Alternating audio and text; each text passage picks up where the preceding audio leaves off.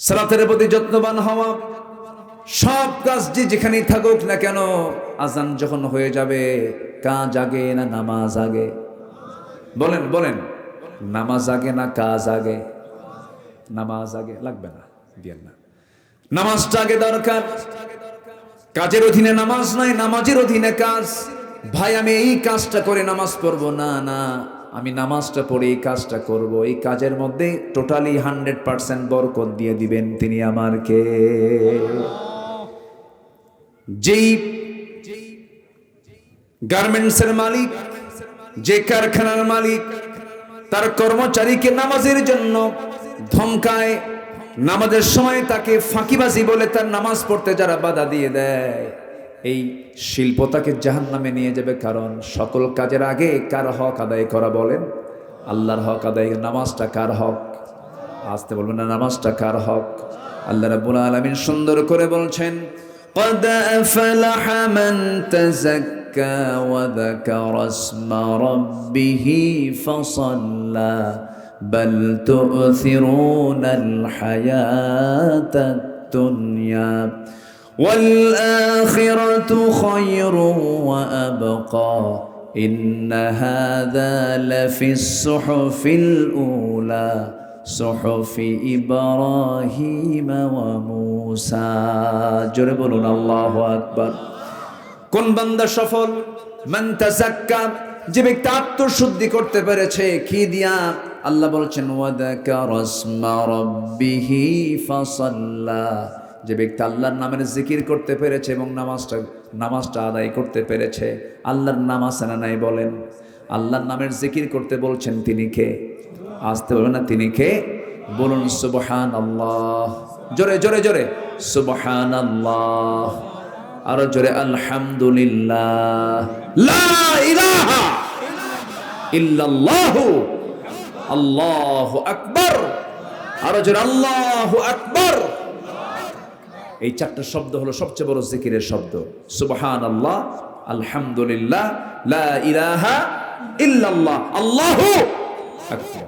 এই চারটা জিকিরের পরিভাষা শিখিয়েছেন মুহাম্মদ সাল্লাল্লাহু আলাইহি ওয়াসাল্লাম।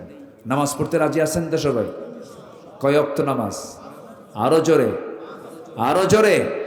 আমার নবী যে সবচেয়ে রাগ করতেন কি না আদায় করলে? বলেন। এবং আল্লাহ সবচেয়ে বেশি রাগ করেন কোন কাজ না করলে? নামাজ না পড়লে। এবং যদি প্রশ্ন করেন হুজুর আপনি কোরআন কি সামনে রেখে বলুন, কোন অপরাধের শাস্তি সবচাইতে বেশি? কোরআন কি বলে দিয়েছে? আপনি যদি প্রশ্ন করেন কোরআন বলো তো কোন কাজটার শাস্তি সবচাইতে বেশি বলে দিয়েছে? কোরআন। কোরআন সুন্দর করে জানিয়ে দিচ্ছে, বান্দাকে সতর্ক করার জন্য জানিয়ে দিচ্ছে, ফাখালাফা মিন বা'দিহিম খালফুন আদাউস সালাতা ওয়াত্তাবাউশ শাহাওয়াত ফাসাউফা ইয়ালকাউনা গায়্যা। জোরে বলুন আল্লাহু আকবার। মা সালাকাকুম ফি সাকার ক্বালু লাম নাকু মিনাল মুসাল্লিন ওয়া লাম নাকু নুতঈমুল মিসকিন ওয়া কুন্না নাখুযু মা'আল খায়িদিন ওয়া কুন্না নুকাযযিবু বিয়াউমিদ্দিন হাত্তা আতানাল ইয়াকিন। জোরে বলুন আল্লাহু আকবার। কোরআন তুমি বলে দাও সবচেয়ে কঠিন শাস্তি কোন অপরাধের?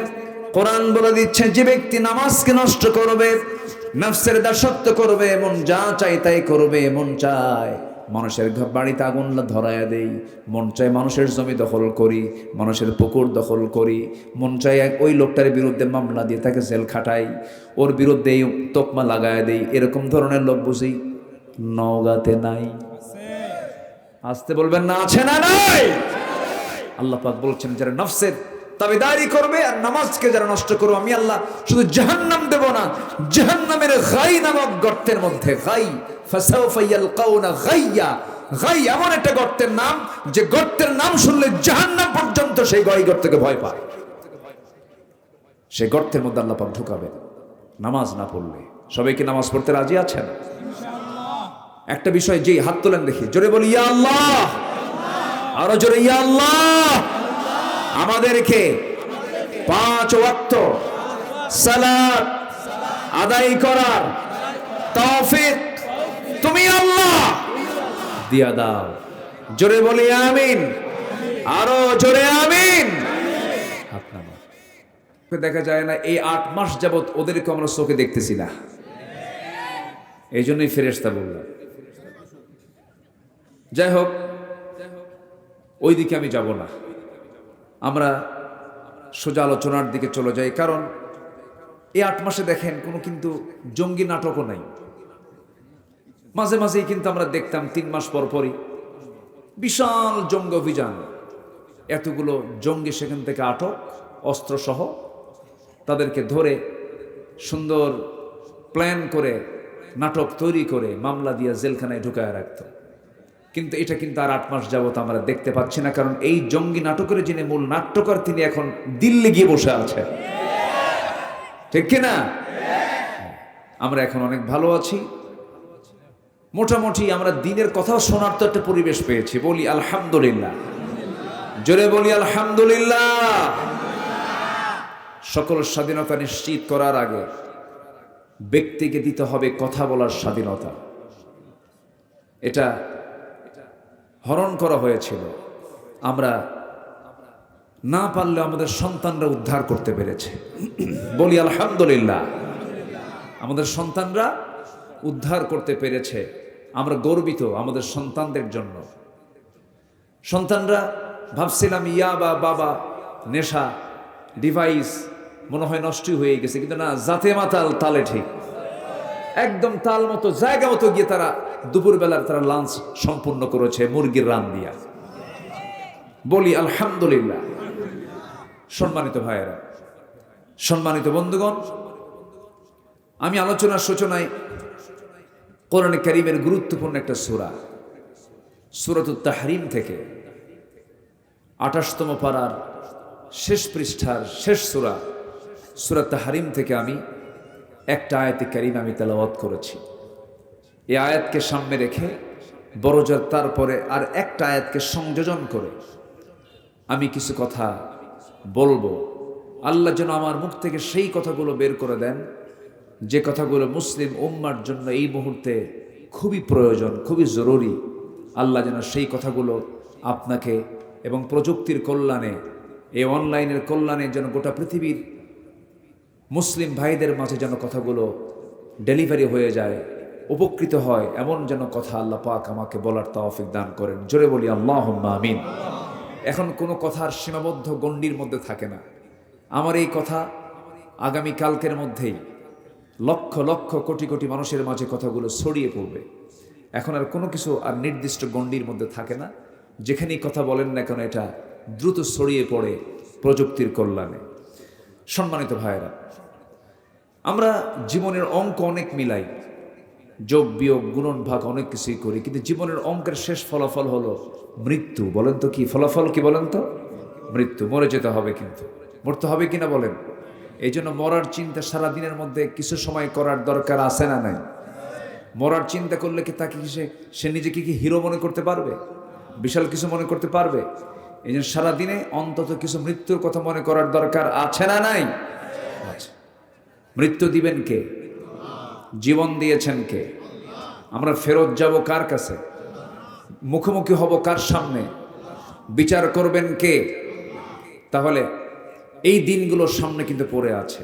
এর জন্য আমার কি প্রিপারেশন, এর জন্য আমার কি প্রস্তুতি, কি করণীয়, কি দরকার, এই বিষয়ে আমি কিছু কথা বলতে চাচ্ছি। ওমা তাওফীকি ইল্লা বিল্লাহ।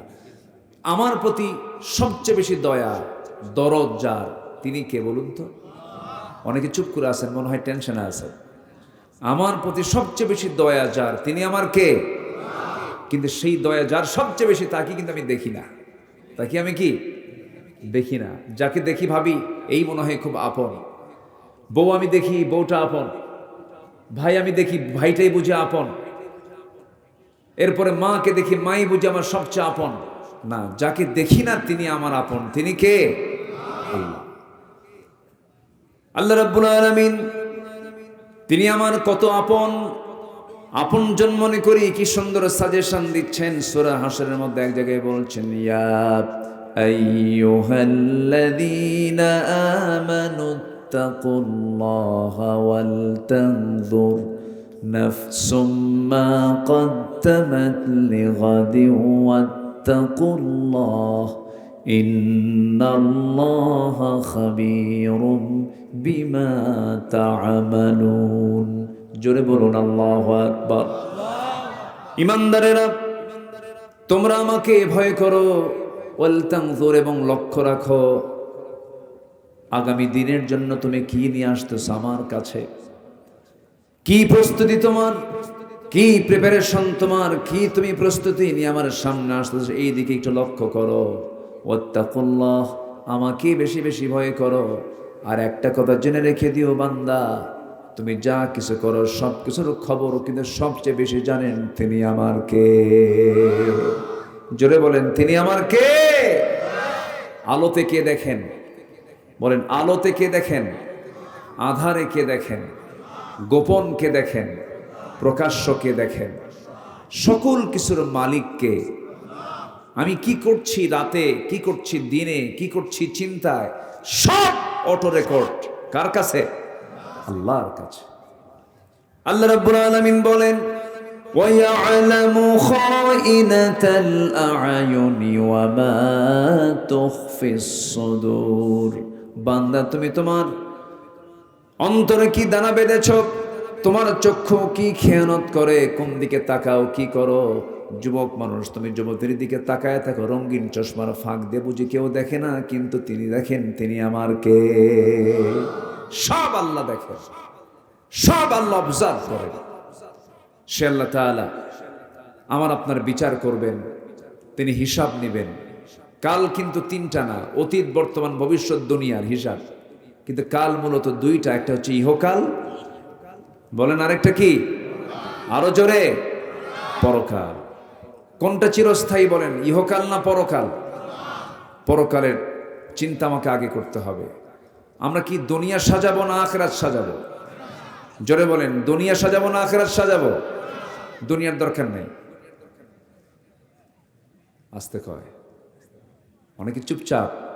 দুনিয়ার দরকার নেই, বিয়ে শাদী করবেন না, বাসর ঘর সাজাবেন না। কি কোন প্রয়োজন আছে কিনা বলেন?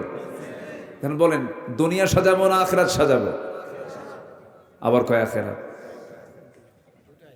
দুটাই। হ্যাঁ, মাশাআল্লাহ, খুব সুন্দর উত্তর দিয়েছেন একজন। দুনিয়া না সাজালে আপনি আখিরাত সাজাবেন কেমনে? কিন্তু টার্গেট হবে আখিরাত।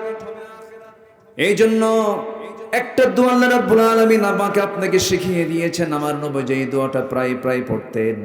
যারা পারেন আওয়াজ দিয়ে ঠোঁট মিলিয়ে আমার সঙ্গে আওয়াজ দিয়ে বলুন, রব্বানা আতিনা ফিদ দুনিয়া হাসানাতাও ওয়া ফিল আখিরাতি হাসানাতাও ওয়া কিনা আযাবান নার ওয়াজআলনাল জান্নাতা মাআল আবরার। এখানে কি দুনিয়া বাদ পড়ছে? আজ থেকে দুনিয়া বাদ পড়েছে। আল্লাহ, তুমি দুনিয়ার সৌন্দর্য দাও, দুনিয়ার হাসানা দাও, আখিরাতুর হাসানা দিয়ে দাও। দুনিয়াটা সাজিয়ে দাও ইসলাম দিয়ে। আমরা সাজিয়ে নেব দুনিয়াটাকে কি দিয়ে? ইসলাম দিয়ে। ইসলাম ছাড়া যা সাজাবেন সব জাহান্নাম হয়ে যাবে। দুনিয়া সাজাবো আমরা অন ইসলাম দিয়ে না ইসলাম দিয়ে?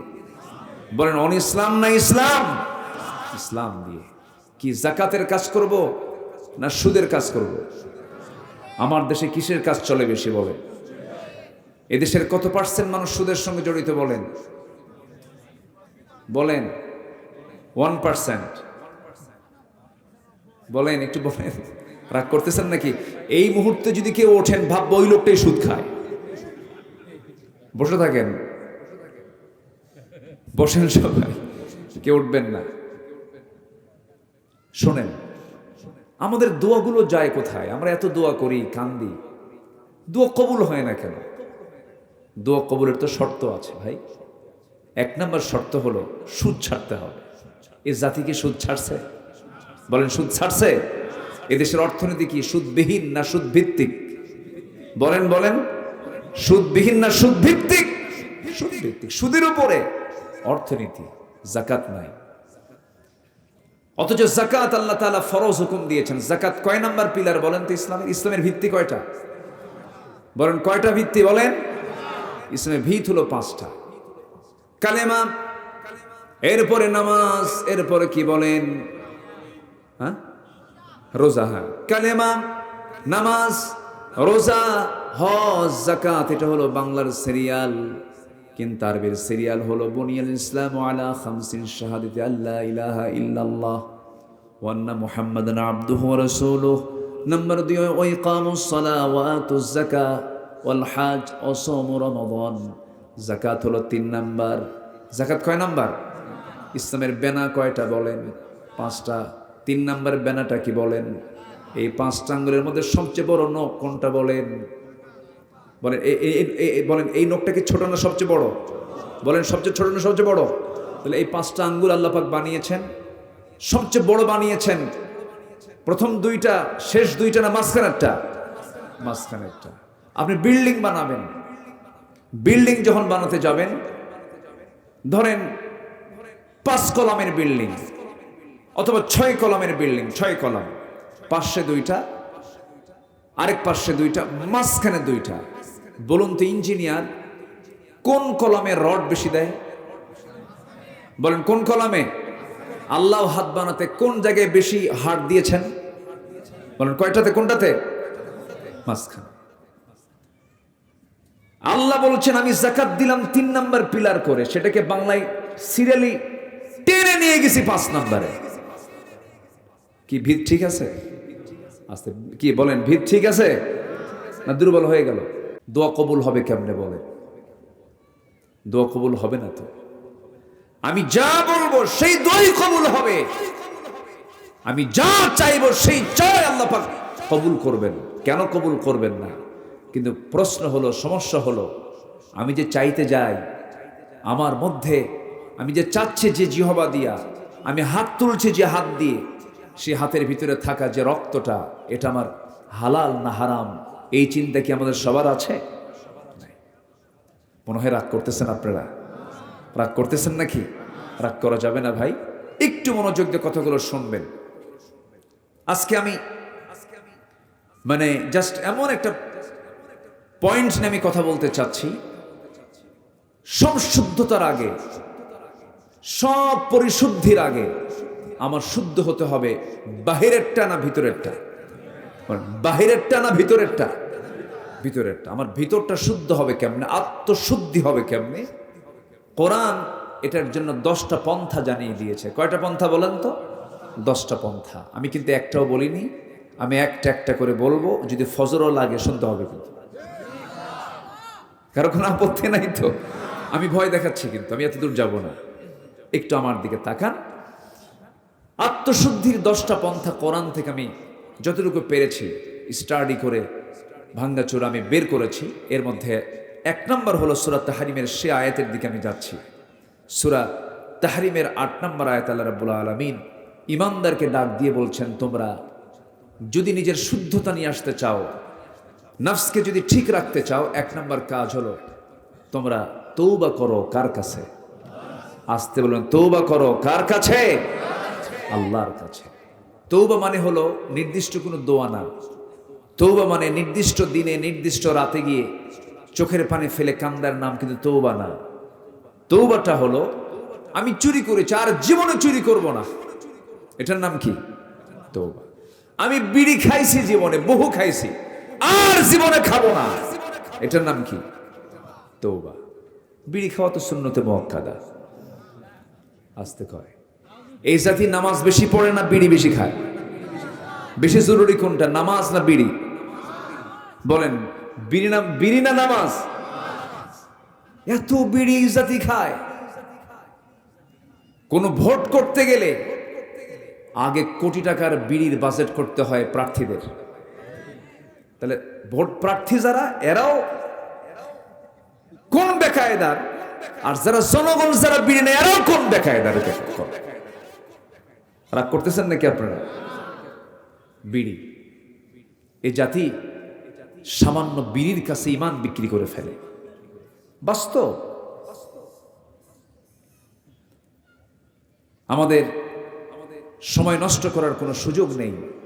যে ব্যক্তি সময়কে নষ্ট করবে এটা হত্যার চেয়েও অপরাধ বেশি।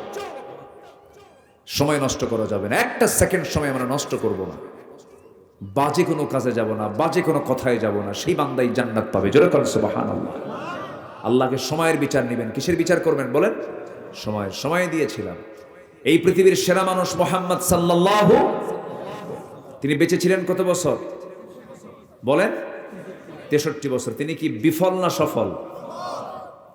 ব্যর্থ না মহা সফল? সফল। সময় নষ্ট করেছেন, কিন্তু সময় নষ্ট করে ফেলি আমরা। কোন একটা ভুল কাজ হয়ে গেছে, সঙ্গে সঙ্গে তওবা করে নেব, চোখের পানি ফেলে ফেলে কাঁদবো। আপনি দুনিয়ার কারো কাছে কান্নাকাটি করবেন, আপনাকে সেই কান্নার মূল্য সে দেবে না। স্বামীর কাছে বউ কাঁদবে, বউ কান্নাকাটি করবে, স্বামী বলবে মেয়ে মানুষ এমন করেই কান্দে, মেয়েদের চোখের পানি এমনি এমনি চলে আসে, কোনো মূল্য আপনি পাবেন না। পুরুষ কাঁদবে, মহিলা বলবে পুরুষ মানুষের কেমন পুরুষ যে কান্দে, চোখে পানি আনে। পৃথিবীর কেউ আপনাকে কান্নার মূল্য দেবে না। কিন্তু আপনি গুনাহ করেছেন, গুনার কথা কাউকে না বলে বেড়ায়া, গুনার কথা কারো কাছে না জানায়া, আপনি যদি এই গুনার জন্য অনুতপ্ত হয়ে, যে হৃদয়ে গুনাহ করার পরে যে দিলটা অনুতপ্ত হয় সেই হলো ঈমানদার। যে ব্যক্তি গুনাহ করার পর অনুতপ্ত হৃদয়ে চোখের পানি ফেলে নীরবে নিভৃতে ঘরের কোণে বসে, মসজিদের কোণে বসে কাউকে না জানায় আল্লাহর কাছে বলবে, আল্লাহ যে গুনাহটা গতকালকে করেছি তোমার কাছে ওয়াদা করছি এই গুনাহ জীবনে আর কোনোদিন করব না।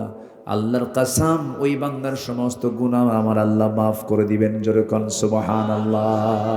এটার নাম তওবা। এটার নাম কি বলেন? তওবা, ফিরে আসা। আত্মশুদ্ধির এক নাম্বার পন্থা এটা। ভুল হবে না কেন ভাই? কেন ভুল হবে না? ভুল তো আমার হবেই, গুনাহ তো আমার হবেই। এই যোগ্যতা আল্লাহ পাক আমাকে দিয়ে পাঠিয়েছেন। ফেরেশতার গুনাহ করার যোগ্যতা নাই। ফেরেশতা কি বিয়ে শাদী করে? তার কি বউ বাচ্চা আছে? তা আমরা বিয়ে শাদী করি, বউ বাচ্চা আছে, কামাই টামাই করার আগে ভুল টুল হয়। কিন্তু ভুলের একটা মাত্রা আছে। আপনি থাপ্পড় মারলেন একজনকে, সে কি, তাকে কি ফাঁসি দেওয়া হবে? না। থাপ্পড় মারলেন, বেয়াদবির একটা হয়তো বা হালকা একটা বিচার হবে। কিন্তু আপনি থাপ্পড় না দিয়ে গুলি করলেন, দুটোই দোষ। দুই দোষ কি একরকম? না। আমার আপনার দ্বারা ভুল হবে, কিন্তু সেই ভুল হওয়া যাবে না যে ভুল হলে পরে আল্লাহ পাক সেই ভুলকে মাফ করবেন না। সেটা হলো কিছু কিছু কুফরি গুনাহ আছে, শিরকের গুনাহ আছে, বেদাতের গুনাহ আছে। এটা আমি একটু পরে বলবো, কোন কোন গুনাহগুলো আল্লাহ পাক মাফ করবেন না, আমাকে মনে করে দিবেন ভুলে গেলে পরে। আমি খুবই একটা আনন্দ পাচ্ছি, একটা বাতাস মনে হয় চালু হয়েছে না, চতুর্দিক থেকে একটা বাতাস মনে হয় ফিল হচ্ছে, একদম the gentle bridge is blowing, মানে খুব মৃদুমন্দ বাতাস আসতেছে। খুব গরম ছিল, বলি আলহামদুলিল্লাহ। আমাকে সময় দিচ্ছেন তো? নিজের ভিতরের আত্মশুদ্ধির 10 পন্থার মধ্যে 1 নম্বর পন্থা হলো তওবা করব কার কাছে? আসতে বলবেন, তওবা করব কার কাছে? আল্লাহর কাছে। আল্লাহ সবচেয়ে বেশি খুশি হন যখন বান্দা তওবা করে। বান্দা যখন ফিরে আসে, দুনিয়ার জিন্দেগি তাকায় দেখেন, বাবার 4 ছেলে, 4 ছেলের মধ্যে সবটাই ভালো, 3টাই ভালো, কোনো সমস্যা নাই, কিন্তু একটা একটু বেশি দুষ্ট। সেই বাবার টান সবচেয়ে বেশি কোনটার দিকে থাকে বলেন? বলেন কোনটার দিকে থাকে? দুষ্টের দিকে থাকে। 3টার দিকে তার কোনো নজরই নাই, কোনো খেয়াল নাই। কিন্তু ওই দুষ্ট ছেলেটা যে নামাজ পড়ে না, একটু বখাটে, দুষ্টামি করে, না জেনে কোথায় কি করে ফেললো, বাবার পেরেশান। বাবা বারবার খবর নাই, দেখতো কোথায় আছে, কি করতেছে। ওই যেটা সবচেয়ে বেশি দুষ্ট সেটার খবর রাখে, আর মনে মনে আল্লাহর কাছে বলে, আল্লাহ ওরে ভালো করে দাও। তেমনি বান্দার মধ্যে যে সমস্ত বান্দাগুলো ভুল করার পরে যখন তওবা করে আল্লাহর কাছে এসে বলে, আল্লাহ ভুল করে ফেলছে, তখন আল্লাহ পাক কেমন খুশি হন। ফেরেশতাকে ডাক দেবেন, ও ফেরেশতারা, এই বান্দাগুলো আমাকে দেখলো না, এই বান্দা আমাকে চিনলো না, এই বান্দা আমাকে কোরআনকে বিশ্বাস করে, আমাকে মহব্বত করে, আমার কাছে এসে তওবা করে আমার কাছে জানান দিয়ে দিল, সে আর গুনার কাছে যাবে না। ও ফেরেশতারা সাক্ষী থাক, এই সমস্ত বান্দার সমস্ত গুনাহগুলো মাফ করে আমি আল্লাহ জান্নাতের বাজেট পাস করে দিলাম। আমার নবীর সহিহ হাদিস, আত-তাইবু মিনাজ যামবি কামান লা যামবা লাহ, যার তওবা কবুল হয়ে যায় তার পূর্বের জীবনের আর কোনো গুনাহ চুল পরিমাণ থাকে না। জোরে বলি সুবহানাল্লাহ। তওবা কি একবার না বারবার? আমার রাসূল সারা দিনে 100 বারেরও বেশি বার তওবা করেছেন। ফাইন্নী আতুবু ফিল ইয়াউমি মিআতা মাররা, আমি রাসূল নিজে সারা দিনে 100 বারেরও বেশি বার তওবা করি। রাসূল রাসূল রাসূল। আর আমার দেশের এক নেতা উল্লুক ভাল্লুক, টাঙ্গাইলের এক নেতা কয়, হুজুর আমার আমিন বলতে বলে, আমি আমিন কই না কেন, আমার কোনো গুনাহ আছে নাকি? শুনছেন না, জানেন না আপনারা? এর আগে হজ নেবাজে কথা বলেছিল, জিহ্বা টেনে ছেড়া দরকার ছিল এদের। হজ নিয়ে বলেছিল হজ হচ্ছে মুহাম্মাদের ব্যবসা, এই কথা বলেছিল। আবার কয়েকদিন আগে বলল, হুজুর আমার আমিন কই থেকে, আমি আমিন কই না কেন, আমার তো কোনো গুনাই না, আমি আমিন কব কেন? এই সমস্ত অসভ্যদের জুতা পেটা করা দরকার। কিছু জানে না, মূর্খ তো, মুখে যা আসে তাই বলে। সেই দিন আর নাই বাংলাদেশে। আল্লাহ রাসূলকে নিয়ে, কোরআনকে নিয়ে, ইসলামকে নিয়ে বাজে কথা বলবে, জিহ্বা টেনে ছিড়বো আমরা। রাজি আছেন কারা কারা? হাত উঁচু করে দেখেন মুসলমান। ইসলামের শত্রুরা হুঁশিয়ার সাবধান, হুঁশিয়ার সাবধান। নারে তাকবীর। হাত নামান। রাগ করতেছেন নাকি? তওবা করব কার কাছে? মাফ করবেন কে? কে মাফ করবেন? আল্লাহ যদি মাফ করেন কারো কাছে কৈফিয়ত লাগবে? আল্লাহ আমাকে মাফ করে দেওয়ার ওয়াদাই করেছেন, তুমি তওবা করো আমি তোমাকে মাফ করে দেব। জোরে বলে সুবহানাল্লাহ। নামাজ না পড়ে তওবা করব? হ্যাঁ, নামাজ না পড়ে? এ জাতিতে নামাজই পড়ে না। মাত্র 5% মুসলমান নামাজ পড়ে, জানেন? শুক্রবারে জুমার নামাজে মসজিদ ভরা, সেই শুক্রবারের জুমার আগের ফজর নামাজে মুসল্লি নাই। ফজরের দাম নাই তো নাকি? ফজর নামাজ পড়া কি বলেন? আরো জোরে বলেন। কয় রাকাত? জুমার নামাজ পড়া কি কয় রাকাত? ওটা মনে বড়, এটা মনে ছোট নাকি? ফরজ, ফরজি, ফরজ ফরজ। বরঞ্চ জুমার নামাজ মুসাফির থাকলে না পড়লেও হয়। জুমার নামাজ বেকায়দায় আছেন মাসলুম, না পড়লেও হবে। জোহর মাফ নাই, ফজর মাফ নাই। সেই ফজরের মুসল্লি, মসজিদ পাকা, মসজিদ এসি, টাইলস লাগানো, মুসল্লি মোটে 3 জন, ইমাম, মুয়াজ্জিন আর খাদেম। ফজরে এই 3টাও থাকতো না যদি তারা চাকরি না করতো। বাস্তব তো, মানুষের ঘুমের স্টাইল হয়ে গেছে ভিন্ন। মানুষ কি সন্ধ্যায় ঘুমায় না শেষ রাতে ঘুমায়? বলেন, সন্ধ্যায় না শেষ রাতে? শেষ রাতে ঘুমায়। সব উল্টা পাল্টা। না, অনিয়ন্ত্রিত জীবন ইসলাম এলাও করে না। আমরা নামাজ পড়ব কয় ওয়াক্ত? সময় নেওয়ার সময়, সময় নেওয়ার সময়, আস্তে আস্তে না তাড়াতাড়ি, বুঝে বুঝে না না বুঝে, জেনে না না জেনে, জেনে বুঝে সময় আসতে। ইন্নাস সালাতা কানাত আলাল মুমিনিনা কিতাবাম মাওকুতা। আমরা সময় মতো নামাজ পড়ব, হুকুমটা দিয়েছেন তিনি আমার কে? কয় ওয়াক্ত নামাজ? মূলত 5 ওয়াক্ত নামাজ। একটু কান লাগাবেন। ভাইজান কষ্ট হচ্ছে না তো? কোনো কষ্ট? যে আচ্ছা আচ্ছা, না আপনারা তো ব্যস্ত, আমরা বুঝি। বিভিন্ন জায়গায় সারাটা দিন ব্যস্ত থাকতে হয়। নেতৃবৃন্দদের যে কি যে একটা কষ্ট, বুঝলেন? অন্তত এনারা বাড়িওয়ালি যে আছে তাদের কাছে সন্তুষ্ট প্রকাশ করতে পারেন না, তারা সন্তুষ্ট না। ঠিক আছে না? খুব কঠিন ব্যাপার। চেয়ারম্যানের বউ, বলেন তো বড় কে, চেয়ারম্যান না চেয়ারম্যানের বউ? বউ বড় তো, চেয়ারম্যান পারে না তো, সময় দিতে পারে না। ধমক টমক যা আমার ধমকা, উপায় তো নাই, সময় তো দিতে পারি না, খুব মুশকিল। নেতৃত্ব খুব কষ্টের কাজ। নেতৃত্বের জবাবদিহিতা যদি থাকতো, নেতৃত্বের জন্য কেউ চাইতো না নেতৃত্ব। ইসলাম যে নেতৃত্ব চায় তাকে নেতৃত্ব দেয় না। এই জন্য ইসলাম নেতৃত্ব যে চাবে তাকে ইসলাম নেতৃত্ব দেয় না, যে চায় না তাকে দেয় ইসলাম নেতৃত্ব। আল্লাহু আকবার বলো। ইসলাম কত সুন্দর। আল্লাহ পাক আমার ভাইকে কবুল করুন, জোরে বলি আমিন, আরো জোরে আল্লাহুম্মা আমিন। সম্মানিত ভাইয়েরা, তাহলে তওবা করবো আমরা কার কাছে? আল্লাহর কাছে। গুনাহ হবে না? বলেন গুনাহ হবে না? হবে, কিন্তু ইচ্ছা করে কোনো গুনাহ করা যাবে না। ছোট্ট একটা ইতিহাস আমার মনে পড়লো, আমি প্রায় বলি এটা।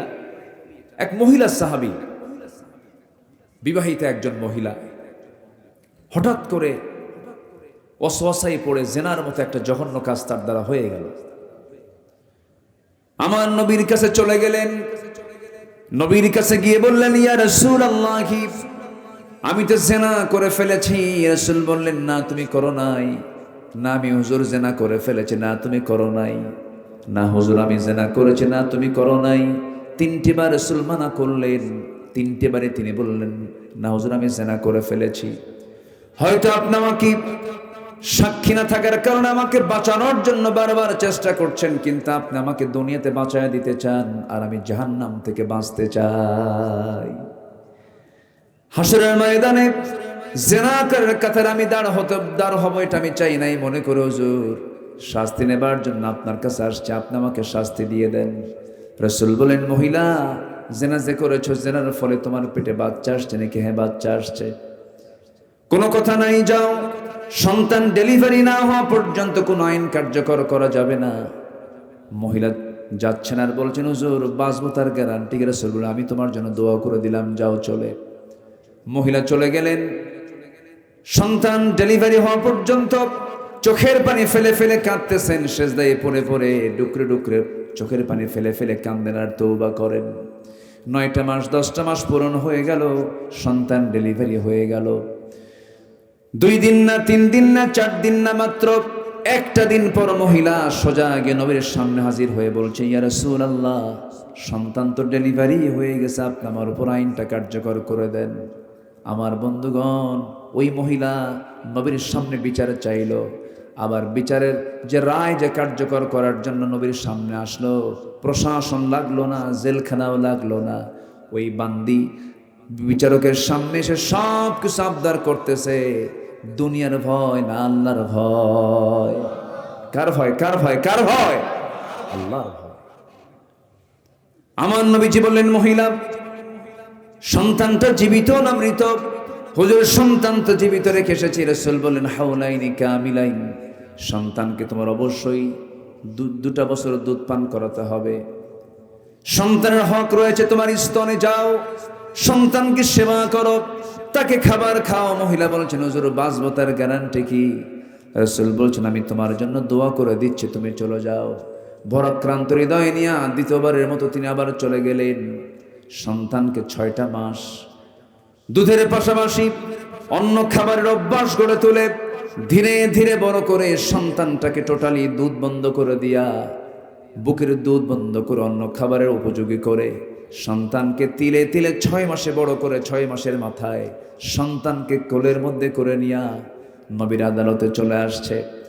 রাসূলকে লক্ষ্য করে বলছেন, ইয়া রাসূলুল্লাহ, এই যে সন্তান দেখতে পাচ্ছেন, এই সন্তান আমার বুকের দুধ পান করা ছেড়ে দিয়েছে। সন্তানকে আমি অন্য খাবারের অভ্যাস গড়ে তুলেছি। আমি চাই না 3য়বারের মতো আপনার কাছে শাস্তি পেতে এসেছে আর ফেরত যাই। আজকে আপনি আমার উপরে পুরো আইনটা কার্যকর করে দেন। আমার নবীজি হাত 2টা আগায় দিলেন, সন্তানটা কোলের মধ্যে তুলে নিয়া সাহাবায়ে কেরামকে বলছেন, সাহাবীরা এই যে সন্তান দেখতে পেতেছে আমার হাতে, এই সন্তানের লালন পালনের দায়িত্ব যে বান্দা গ্রহণ করবে, ফাহিয়া ফিল জান্নাতি কাহাতাইন, 2 নখের দূরত্বে জান্নাতের মধ্যে আমার সঙ্গে অবস্থান করবে। কয়েকজন সাহাবী দৌড় মেরে এসে সন্তানকে কোলের মধ্যে করে নিয়ে চলে গেল। আমার নবীজি বললেন, যাও এই মহিলাকে নিয়ে যাও, উন্মুক্ত মরু প্রান্তরে বুক পর্যন্ত পুঁতে রেখে ফারজুমুহুমা নাকালাম মিনাল্লাহ, পাথর মেরে শেষ করে দাও। ইসলামী জানার শাস্তি আড়ালে না প্রকাশ্যে?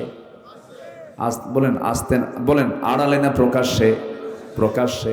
ধরেন নওগাঁর জন্য জওয়ান মাঠ, বগুড়ার 7 মাথা, রাজশাহী রংপুরের মডার্ন মোড়, ঢাকার পল্টনের মোড়, গুলিস্তানের মোড়, এরকম করে করে যদি যারা জেনাকার, যারা ধর্ষক, এমন জাতীয় অপরাধী যারা আল্লাহর এই নির্দিষ্ট ফর্মুলা যদি ফলো করে যদি দু একটা আইন যদি কার্যকর করা হয়, এমন দৃশ্য যদি যুবকদের চোখে ধরা পড়ে যে আল্লাহর কাসাম পরের দিন থেকে সমস্ত জেনা ধর্ষণ বন্ধ হয়ে যাবে। আসতে কোন কেন? আল্লাহই জানেন কোন আইনে কোন পন্থায় বান্দার কল্যাণ সবচেয়ে বেশি জানেন। তিনি কে? সূর্য বানিয়েছেন কে? সূর্যের উপকারিতা, সূর্যের যে কল্যাণ আমরা পাই, এটা সম্পূর্ণ অবদান কার? যে আল্লাহ সূর্য দিয়েছেন, সে আল্লাহ আইনগুলো দিয়েছেন। সে আইনের বিরুদ্ধে কথা বলার কিছু দুঃসাহস আমার দেশের কিছু কুলাঙ্গারদের মাঝে মাঝে লক্ষ্য করা যায়। বলে ফেলে এগুলো মধ্যযুগ আইন, এগুলো আইন চলতে পারে না, এগুলো বেহুদা কথা, বাজে কথা, ইমান বিরোধী কথা, ইমান বিধ্বংসী কথা। কোরআন ছিল, আছে, থাকবে। সম্মানিত ভাইরা, কোরআনের ভিতরে যে উত্তরাধিকার আইন যে আছে, বাপ মারা গেলে, মা মারা গেলে সন্তানরা যে সম্পদগুলো পায়, তার আত্মীয় স্বজনরা সম্পদগুলো পায়, মিরাস, অংশ বন্টন, গোটা পৃথিবীর কোন আইনে এমন মজবুত আইন নাই, কোথাও পাবেন না। আমেরিকাতে একটা আইন পাশ হলো, একটা ফ্যামিলির সবচেয়ে বড় দায়িত্বশীল তারা মনে করলো বড় ভাই, বাবার বড় সন্তান সবচেয়ে বেশি কষ্ট করে। ওরা বললো যে সব ভাই বোনের চাইতে বড় ভাইয়ের সম্পদের পরিমাণটা একটু বেশি হতে হবে। তারা আইনটা পাশ করলো এর উপরে ভিত্তি করে। পরের 10 বছর দেখা গেল ম্যাক্সিমাম ফ্যামিলিতে বড় ভাই মার্ডার। বড় ভাই কি মার্ডার? পৃথিবীর মানুষের তৈরি করা আইন দিয়ে কোনোদিন শান্তি আসতে পারে না। শান্তি আসবে একমাত্র কার আইন দিয়া? আসতে বলবেন না, কার আইন দিয়া? আল্লাহর আইন দিয়ে। আমার নবীজি সাহাবীকে অর্ডার দিয়ে দিলেন, চলে গেল। মহিলাকে কাপড় চোপড় পরায়া দিয়া, সতর ঢেকে দিয়া, বুক পর্যন্ত পুঁতে রেখে পাথর যখন মারা হলো, এমন সময় সাইয়েদনা আলী ওই মহিলাকে পাথর মারছেন। মহিলার শরীর থেকে ছিটকে এসে কিছু রক্ত তার হাতে লাগলো। ছিটকে এসে রক্ত লাগার সঙ্গে সঙ্গে নাসিকা কুঞ্চিত করলেন, নাক শিকায় তুললেন, মনে মনে চিন্তা করলেন, আহারে জেনাকারিনীর নাপাক রক্ত আমার গায়ে এসে লাগলো। ঠিক একই কথা নবীর সামনে যখন পুনরাবৃত্তি করলেন, রাসূল বলছেন, ও আলী, তুমি কার রক্তকে নাপাক রক্ত বলো? তুমি কে জানো?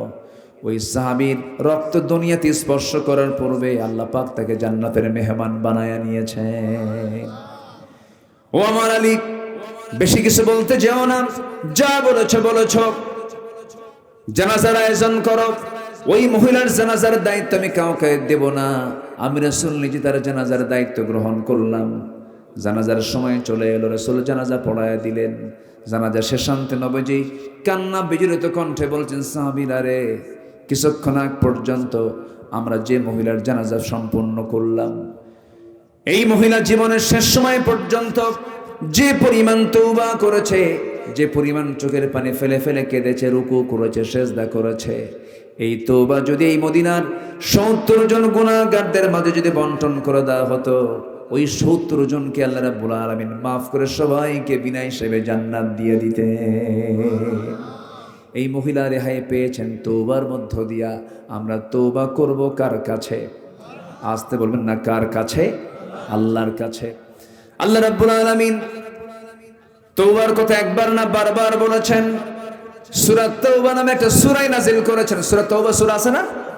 আল্লাহ রাব্বুল আলামিন বলেন, التائبون العابدون الحامدون السائحون الراكعون الساجدون الآمرون بالمعروف والناهون عن المنكر والحافظون لحدود الله وبشر المؤمنين। জোরে বলুন আল্লাহু আকবার। সূরা তাওবার 112 নম্বর আয়াতে 9টা গুণের কথা বলে আল্লাহ রাব্বুল আলামিন তাদেরকে জান্নাতের সংবাদ দিয়েছেন। 9টা গুণের মধ্যে আয়াতে 1 নম্বর গুণ হলো যারা তওবা করবে কার কাছে? আল্লাহর কাছে আমরা তওবা করব, বলবো আল্লাহ ভুল হয়ে গেছে মাফ করো, আর এই ভুল জীবনে করব না। নামাজ ছেড়েছে আজ থেকে নামাজ আর ছাড়বো না। মিথ্যা বলেছে আজকে থেকে মিথ্যা আর বলবো না। তওবা করব আমি, ক্ষমা করবেন তিনি আমার কে ক্ষমা করবেন? আল্লাহর ওয়াদা, আল্লাহ ক্ষমা করবে না। আমার গুনাহ হয়ে যাবে, ভুল হয়ে যাবে, কিন্তু ইচ্ছাকৃত কোনো গুনাহ করা যাবে না। নাম্বার 2, আত্মশুদ্ধির 2 নম্বর পন্থা হলো, জি ঠিক আছে, আপনারা থাকবেন তো আবার? হ্যাঁ, আপনারা থাকবেন না ইনশাল্লাহ? ভাইজানকে আমি ছুটি দিয়েছি, কিন্তু আপনাকে কিন্তু ছুটি দেওয়া হয়নি। সবাই থাকেন। জি আলহামদুলিল্লাহ। জি জি আলহামদুলিল্লাহ।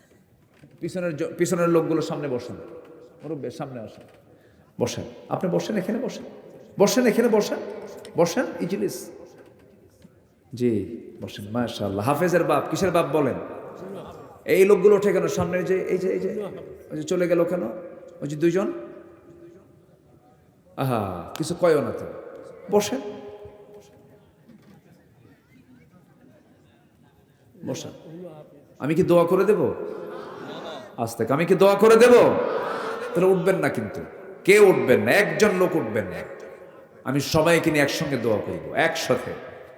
আমি সবাইকে নিয়ে আমি একসাথে শেষ করতে চাই। একটু আমাকে সময় দিবেন। 12:15 বাজে। আমারও কষ্ট হচ্ছে যে আমি আপনাকে কষ্ট দিচ্ছি মনে হয়। কষ্ট পাচ্ছেন নাকি আপনারা? জি। আর একটু সময় আমি চেয়ে নিচ্ছি। জানেন এই ভাইটা কত গর্বিত? বলেন তো কিসের জন্য গর্বিত? বলেন বলেন কি? উনি নিজেও হাফেজ, কিন্তু তাহলে হাফিজ ইবনু হাফিজ, কি হাফিজ ইবনু হাফেজ, নিজেও হাফেজ, আবার হাফেজের বাপও। আল্লাহু আকবার বলেন। বিশাল ব্যাপার। গোটা পৃথিবী আপনার হাতে দিলে, আমি আমার ছোট্ট আমার একটা আল্লাহ তাআলা সন্তান দিয়েছেন, ছেলে দিয়েছেন।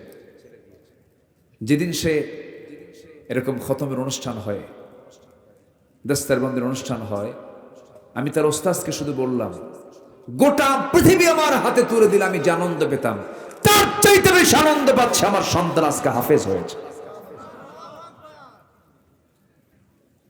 কি নেবেন আপনি দুনিয়াতে? কি পাবেন আপনি বলেন? আপনি হাফেজের বাপ, এর চাইতে বড় তৃপ্তি আর কি আছে? আল্লাহ নিজে হাফেজ, ওয়া ইন্না লাহু লাহাফিজুন। আল্লাহ নিজে হাফেজ, বান্দাও হাফেজ। সিবগাতাল্লাহ ওয়া মান আহসানু মিনাল্লাহি সিবগা। যার সিনায় কোরআন থাকে সে কেমনে জাহান্নামে যাবে বলেন? সে কেমনে জাহান্নামে যাবে? সম্মানিত ভাইয়েরা, চোখ বন্ধ করে সন্তানকে মাদ্রাসায় দিবেন, চোখ বন্ধ করে হাফেজ বানাবেন। আমি ওয়াদা করে যাচ্ছি, আপনাকে বলে গেলাম, যে সন্তান তার সিনার মধ্যে 30 পারা কোরআন তুলতে পারে, আল্লাহর কসম পৃথিবীর সকল জ্ঞান সে তার সিনার মধ্যে তুলতে পারবে। যে সিনায় কোরআন থাকে সেই সিনায় পৃথিবীর সব জ্ঞানই থাকবে। এটা মাথায় রাখবেন। যারা হাফেজ হয় তারা প্রচন্ড মেধাবী হয়, তাদের স্মৃতিশক্তি খুব প্রখর হয়, আর স্মৃতিশক্তির প্রখরতার জন্য কোরআনের হিফজ দরকার। আলহামদুলিল্লাহ। সম্মানিত ভাইয়েরা, এই কথাগুলো বলে ফেললাম ভাইকে দেখে। এখন আমার দিকে তাকান। নিজের নফসের শুদ্ধতার জন্য কয়টা পন্থার কথা বলেছি বলেন তো আপনারা? বলেন কয়টা? চলতেছে কয় নাম্বার? আরো আছে কয়টা? 9টা। নাম্বার 2 আসেন। একটু মনোযোগ দিয়ে কথাগুলো শুনবেন, মুখস্থ করে নেবেন, কোট করে নেবেন, হৃদয়ে গেঁথে নেবেন, কাজে লাগবে। এগুলো আমার পরামর্শ নয়, এগুলো পরামর্শ সরাসরি আমার আল্লাহ তাআলার। জোরে বলি সুবহানাল্লাহ। নাম্বার 2 হলো ওই বান্দা সফল, আত্মশুদ্ধির সফল পন্থা 10টা পন্থার মধ্যে নাম্বার 2 পন্থা হলো সালাতের প্রতি যারা যত্নশীল হবে, নামাজের প্রতি যারা যত্নশীল হবে। এটা হচ্ছে সফলতার আত্মশুদ্ধির 2 নাম্বার পন্থা। সালাতের প্রতি যত্নবান হওয়া। সব কাজ যেখানেই থাকুক না কেন, আজান যখন হয়ে যাবে, কাজ আগে না নামাজ আগে? বলেন বলেন, নামাজ আগে না কাজ আগে? নামাজ আগে। লাগবে না, দিয়েন না। নামাজটা আগে দরকার। কাজের অধীনে নামাজ নাই, নামাজের অধীনে কাজ।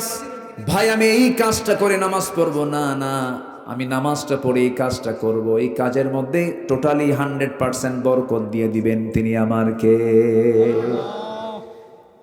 যেই গার্মেন্টসের মালিক, যে কারখানার মালিক তার কর্মচারীকে নামাজের জন্য ধমকায়, নামাজের সময় তাকে ফাঁকিবাজি বলে তার নামাজ পড়তে যারা বাধা দিয়ে দেয়, এই শিল্প তাকে জাহান্নামে নিয়ে যাবে। কারণ সকল কাজের আগে কার হক আদায় করা বলেন? আল্লাহর হক আদায়। নামাজটা কার হক? আসতে বলবেন না, নামাজটা কার হক? আল্লাহ রাব্বুল আলামিন সুন্দর করে বলছেন, قد أفلح من تزكى وذكر اسم ربه فصلى بل تؤثرون الحياة الدنيا والآخرة خير وأبقى إن هذا لفي الصحف الأولى صحف إبراهيم وموسى। জোরে বলুন আল্লাহু আকবার। কোন বান্দা সফল? মান তাযাক্কা, যে ব্যক্তি আত্মশুদ্ধি করতে পেরেছে। কি দিয়া? আল্লাহ বলছেন ওয়াযাকারা ইসমা রাব্বিহি ফাসাল্লা, যে ব্যক্তি আল্লাহর নামের জিকির করতে পেরেছে এবং নামাজটা আদায় করতে পেরেছে। আল্লাহর নাম আছে না নাই বলেন? আল্লাহর নামের জিকির করতে বলছেন তিনি কে? আসতে বলবেন না, তিনি কে? বলুন সুবহানাল্লাহ। জোরে জোরে জোরে সুবহানাল্লাহ। আরো জোরে আলহামদুলিল্লাহ। লা ইলাহা ইল্লাল্লাহু আল্লাহু আকবার। আরো জোরে আল্লাহু আকবার। এই চারটা শব্দ হলো সবচেয়ে বড় জিকিরের শব্দ। সুবহানাল্লাহ, আলহামদুলিল্লাহ, লা ইলাহা ইল্লাল্লাহ, আল্লাহু আকবার। এই চারটা জিকিরের পরিভাষা শিখিয়েছেন মুহাম্মদ সাল্লাল্লাহু আলাইহি ওয়াসাল্লাম। নামাজ পড়তে রাজি আছেন তো সবাই? কয় ওয়াক্ত নামাজ? আরো জোরে, আরো জোরে। আমার নবী যে সবচেয়ে রাগ করতেন কি না আদায় করলে বলেন? এবং আল্লাহ সবচেয়ে বেশি রাগ করেন কোন কাজ না করলে? নামাজ না পড়লে। এবং যদি প্রশ্ন করেন হুজুর আপনি কোরআন কি সামনে রেখে বলুন কোন অপরাধের শাস্তি সবচাইতে বেশি, কোরআন কি বলে দিয়েছে?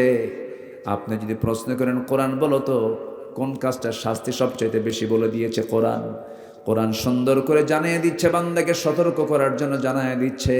ফাখালাফা মিন বা'দিহিম খালফুন আদাউস সালাতা ওয়াত্তাবাউশ শাহাওয়াত ফাসাউফা ইয়ালকাউনা গায়্যা। জোরে বলুন আল্লাহু আকবার। মা সালাকাকুম ফি সাকার ক্বালু লাম নাকু মিনাল মুসাল্লিন ওয়া লাম নাকু নুতঈমুল মিসকিন ওয়া কুন্না নাখুযু মা'আল খায়িদিন ওয়া কুন্না নুকাযযিবু বিয়াউমিদ্দিন হাত্তা আতানাল ইয়াকিন। জোরে বলুন আল্লাহু আকবার। কোরআন তুমি বলে দাও সবচেয়ে কঠিন শাস্তি কোন অপরাধের? কোরআন বলে দিচ্ছে যে ব্যক্তি নামাজকে নষ্ট করবে, নফসের দাসত্ব করবে, মন যা চাই তাই করবে, মন চায় মানুষের বাড়িতে আগুন ধরায়া দেই, মন চায় মানুষের জমি দখল করি, মানুষের পুকুর দখল করি, মন চায় ওই লোকটার বিরুদ্ধে মামলা দিয়ে তাকে জেল খাটাই, ওর বিরুদ্ধে তোকমা লাগায় দেই, এরকম ধরনের লোক বুঝি নওগাঁতে নাই? আসতে বলবেন না, আছে না নাই? আল্লাহ পাক বলছেন যারা নফসের তাবেদারি করবে আর নামাজকে যারা নষ্ট করবে আমি আল্লাহ শুধু জাহান্নাম দেব না, জাহান্নামের গাই নামক গর্তের মধ্যে, গাই ফাসাউফা ইয়ালকাউনা গায়্যা, গাই এমন একটা গর্তের নাম যে গর্তের নাম শুনলে জাহান্নাম পর্যন্ত সেই গাই গর্তকে ভয় পায়।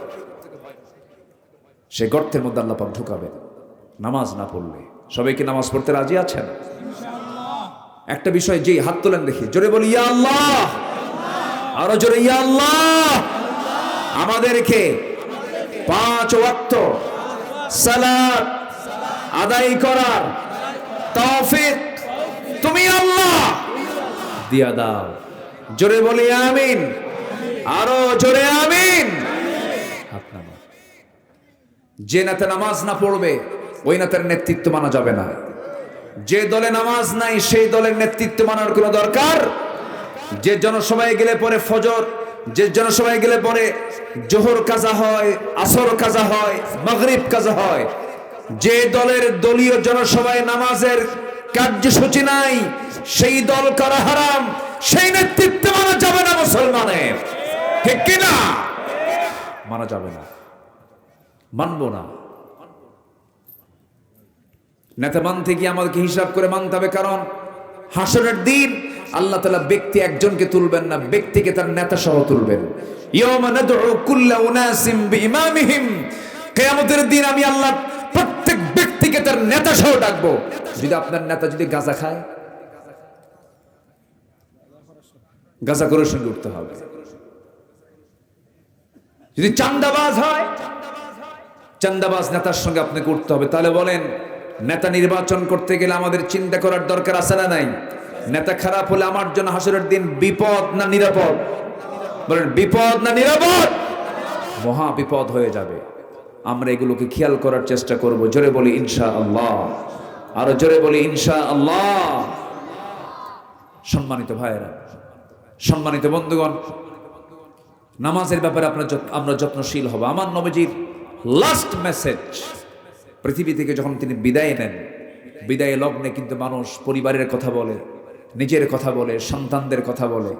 আমার নবীজি বিদায়ের শেষ ভাষণ, বিদায়ের যে শেষ সেন্টেন্স, শেষ যে কথা, তা কি ছিল বলেন? আরো জন, তা কি ছিল বলেন? নামাজ।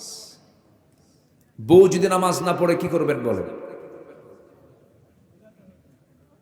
বুঝাও কাম হয় না, কি করবেন? দেখছেন, একজনকে পিটাতে হবে না, কি যেন করল। এত অ্যাকশনে গেলে কি কাম হয়? হ্যাঁ, ওয়াহজুরুহুন্না ফিল মাদাজি'i, কত কথা আসছে, কত সিস্টেম আসছে, কত পদ্ধতি আসছে। কয় হুজুর নামাজ না পড়লে পিটাবো, এটা উত্তর হলো? বলেন তো, বউ কি পিটানোর জিনিস না আদরের জিনিস? বলেন, এই আসতে কন কেন? বউ কি পিটানোর জিনিস না মোহাব্বতের জিনিস? একটু জোরে কোন মায়েরা শুনুন, কি পিটানোর না মোহাব্বতের? দেখেন বাচ্চারাও কয় মোহাব্বতের, তুমি আমার মোহাব্বতের বুঝবা কি? মাশাআল্লাহ, ওরা মোহাব্বত করতে শিখবে ইনশাআল্লাহ। জোরে বলি ইনশাআল্লাহ। সুন্দর করে বুঝাতে হবে। আমার বন্ধুগণ, ঘরকে নামাজ দিয়ে সাজাতে হবে। কি দিয়া? ফার্নিচার না নামাজ? বলেন, ফার্নিচার না নামাজ? ঘরকে নামাজ দিয়ে সাজাতে হবে। ছেলেকে বলতে হবে বাবা ওঠো নামাজ, মেয়েকে বলতে হবে বাবা উঠো নামাজ, বউটাকে বলতে হবে বউ তোমার এই হাত দিয়া তুমি আমাকে রান্না বান্না করে খাওয়াবা, নামাজটা পড়ো। ওযু বানায় নাও। একটা হাদিস বলি, আপনি শোনেন মনোযোগ দিয়া। প্রত্যেক বান্দার কাছে শেষ রাত্রিতে ফজরের একটু আজানের একটু আগে তাহাজ্জুদের সময় প্রত্যেকটা ব্যক্তির কাছে শয়তান এসে শিওরে বসে 3টা গিট মারে। কয়টা গিট মারে বলেন? 3টা গিট মারে। গিট মারা বোঝেন তো কি? গিরা দেওয়া, গিট্টো দেওয়া, বাঁধন দেওয়া, 3টা গিট দিয়ে দেয়। এই 3টা গিট মেরে শয়তান চলে যায়। আমার রাসূল বলেন, ও সাহাবীরা, শয়তানের বেঁধে দেওয়া এই 3টা গিট যদি তোমরা ছুটাতে চাও, 3টা আমল করবে। নাম্বার 1 হলো, আজান যখন তোমার কানে আসবে আস্তে করে তোমার বিছানা থেকে তোমার পিঠটা সরায় নিবে, একটা গিট ছুটে যাবে। এরপরে তুমি সুন্দর করে ওযু বানাবে, 2 নাম্বার গিটটা ছুটে যাবে। এরপরে তুমি ওযু বানায়া নামাজের নিয়তে মসজিদের দিকে রওনা দেবে। প্রত্যেকটা কদমে কদমে 10টা করে নেকি লেখা শুরু হয়ে যাবে। নামাজ যখন শুরু করবে 3 নাম্বার গিটটাও ছুটে যাবে। পরবর্তী 24 ঘন্টা শয়তান তোমার কাছে ওয়াসওয়াসা দেওয়ার জন্য আসার সাহস পাবে না। জোরে কোন সুবহানাল্লাহ। তার শয়তানের গিটটা ছুটানোর জন্য কোন নামাজ আগে দরকার বলেন? বলেন, কোন নামাজ আগে দরকার? একটা আদর্শ গ্রামের বৈশিষ্ট্য কি? জোহরে মুসল্লি বেশি হওয়া, আসরে মুসল্লি বেশি হওয়া না ফজরে মুসল্লি বেশি হওয়া? ফজরে মুসল্লি বেশি হওয়া। ফজরে সবাই বাড়িতে থাকে, হিসাব হবে ফজরে কতজন মুসল্লি নামাজ পড়লো। এটা আদর্শ গ্রাম। সাজানোর দরকার আছে না নাই? সাজানোর দরকার আছে না নাই? সাজাতে হবে গ্রামটা। কি মাতব্বর যারা আছেন গ্রামের বৈঠক একদিন দিয়ে বলবেন, শোনো এদিকে আসো, সারা জীবন অনেকের বিচার করলাম, মাতব্বরি করলাম, কিয়ামতের দিন আল্লাহ যদি আমাকে নামাজের ব্যাপারে প্রশ্ন করে বসেন, গ্রামের লোকজনকে নিয়ে নামাজের ব্যাপারে কোনো পরামর্শ করছিস নাকি বল, উত্তর দেব কি? সুন্দর করে ডাকবেন, ডাক দিয়ে বলবেন, ও গ্রামবাসী, তোমরা আমাকে দায়িত্ব দিয়েছ, আমি ফজরে মুসল্লি পাই না, আমি আল্লাহর কাছে কি জবাব দেব? একটু কেঁদে ফেলবেন, সবাইকে দরদ নিয়ে মোহাব্বত নিয়ে বলবেন, একদিন বলবেন, 2 দিনের বৈঠকে বলবেন, সুন্দর কাজ হয়ে যাবে। দেখবেন একটা গ্রামের প্রত্যেকটা বাড়ি থেকে যদি ফজরের সময় যদি মসজিদে চলে আসে, আল্লাহর কসম করে বলি, ওই গ্রামটা হয়ে যাবে জান্নাতি গ্রাম। জোরে কোন সুবহানাল্লাহ। ঘরটাকে জান্নাতি ঘর বানায় ফেলেন। ফজর যখন হয়ে যাবে, আপনি বাবা সবার আগে উঠবেন, ছেলেকে ডাক দিবেন, বলবেন সালাত সালাত সালাত সালাত সালাত সালাত, বারবার বলবেন। সুন্দর করে সে নামাজে দাঁড়ায় যাবে। মসজিদে গিয়ে জামাত পান নাই, বাড়িতে আজান দিয়ে ফেলবেন, সুন্দর করে আপনি নামাজের ইমাম হয়ে যাবেন, আপনার বউ পিছনে দাঁড়ায় যাবে, সন্তান ছেলে আপনার পাশে দাঁড়াবে, মেয়েরা তার মার পাশে দাঁড়াবে, এমন করে সুন্দর করে কাতার করে বাড়িতে নামাজের পরিবেশ তৈরি করে ফেলবেন। আপনি কি জানেন, যে পরিবারে নামাজটা ঠিক মতো আছে, আল্লাহর কসম, সেই পরিবারে শয়তান ওয়াসওয়াসা দিতে পারে না। সুন্দর করে নামাজের পরিবেশ তৈরি করবেন। বউটাকে আস্তে করে ডাক দিয়ে বলবেন, বউ দেখো, তোমার সঙ্গে আমার কত গভীর সম্পর্ক, আমার যৌবন তোমার কাছে, তোমার যৌবন আমার কাছে, আমাদের দুইজনের সম্পর্কের মধ্যে দিয়ে যে সন্তানগুলো, ফুটন্ত গোলাপগুলো পরিবার সুন্দর করে ছড়িয়ে পড়েছে, আমার সন্তান তুমি কি চাও শুধু দুনিয়ার মার্কেটে একসঙ্গে যাব না, আমরা যদি জান্নাতের মার্কেট একসঙ্গে মার্কেটিং করতে চাই, চলো না আমরা দুজন মিলে নামাজ পড়ি। দেখবেন দুজন নামাজ পড়া শুরু হয়ে গেছে। সুন্দর করে বলবেন, আমার নবী দুনিয়া থেকে যখন বিদায় নেবেন, একবার হোশ একবার বেহোশ, রবিউল আউয়াল মাস চলে আসছে, আমার নবীজির দেহের মধ্যে বিষক্রিয়া দেখা দিয়েছে। নবীজিকে ইহুদির বাচ্চারা বিষ মেরেছিল, বিষ খাদ্যের মধ্যে দিয়েছিল। আমার বন্ধুগণ, যে ইহুদির বাচ্চারা আমার নবীর মতো প্রাণপ্রিয় নবীর খাবারের মধ্যে বিষ ঢুকাতে পারে, সে ইহুদির বাচ্চারা মুসলমানদের কোনোদিন কল্যাণ করতে পারে নাকি? আসতে বলবেন না, পারে নাকি? অনেক নবীকে তারা হত্যা করেছে, অনেক পয়গম্বরদেরকে ঝুলায় মেরেছে। ওয়ায়াকতুলুনান নাবিয়্যিনা বিগাইরি হক। জাকারিয়া আলাইহিস সালাতু ওয়াস সালামকে করাত দিয়ে 2 টুকরা করে শহীদ করে দেওয়া হয়েছে। এরপর ইহা আলাইহিস সালাতু ওয়াস সালামকে জব করে দুনিয়া থেকে বিদায় করে দেওয়া হয়েছে। অনেক নবীকে মারা হয়েছে। আমার বন্ধুগণ, আমার ভাইয়েরা, সেই নবীজি যখন ওই বিষক্রিয়ায় যখন আক্রান্ত হয়ে পড়লেন, নবীজির মুখ থেকে বারবার বমি বের হচ্ছিল, শরীর থেকে ঘাম ঝরতেছিল, রাসূল একবার হোশ একবারে বেহোশ। ওই অবস্থায় খোঁড়ায় খোঁড়ায় রাসূল আম্মাজান আয়েশার ঘরের সামনে গিয়ে দরজায় নক করলেন। দরজা খুলে গেল, ভিতরে ঢুকিয়ে বলছেন, আয়েশা শরীরটা ভালো যাচ্ছে না, মনে হয় মারা যাবো, আমি দুনিয়াতে বাঁচবো না, মাথায় একটু পানি ঢেলে দাও তো। মাথায় পানি ঢেলে দেওয়া হলো। আজান হয়ে গেল। আজান যখন হয়ে গেছে, রাসূল বলছেন, আয়েশা আমার বেলাল আজান দিল, আমি মসজিদে না গেলে কেমন হয়? নিজের গায়ে কোনো শক্তি নাই, সর্বশক্তি প্রয়োগ করে তিনি দাঁড়ানোর জন্য চেষ্টা করতে নিয়ে পারলেন না, মাথা চক্কর মেরে পড়ে যেতে নিলেন। আম্মাজান আয়েশা তাকে শক্ত করে ধরলেন আর বলছেন, ইয়া রাসূলুল্লাহ, আপনি জামাতে নামাজ পড়তে পারবেন না? রাসূল বলছেন, মনে হয় আমি আর পারবো না জামাতে নামাজ পড়তে, কিন্তু আমার বেলাল আজকে আমাকে না দেখে আজান দিয়েছে, কান্নাকাটি করেছে আজানের মধ্যে, আমাকে দেখে নাই। ও আমার আয়েশা, নামাজ তো সময় মতো শুরু হয়ে যাবে, কি নামাজটা পড়াবে?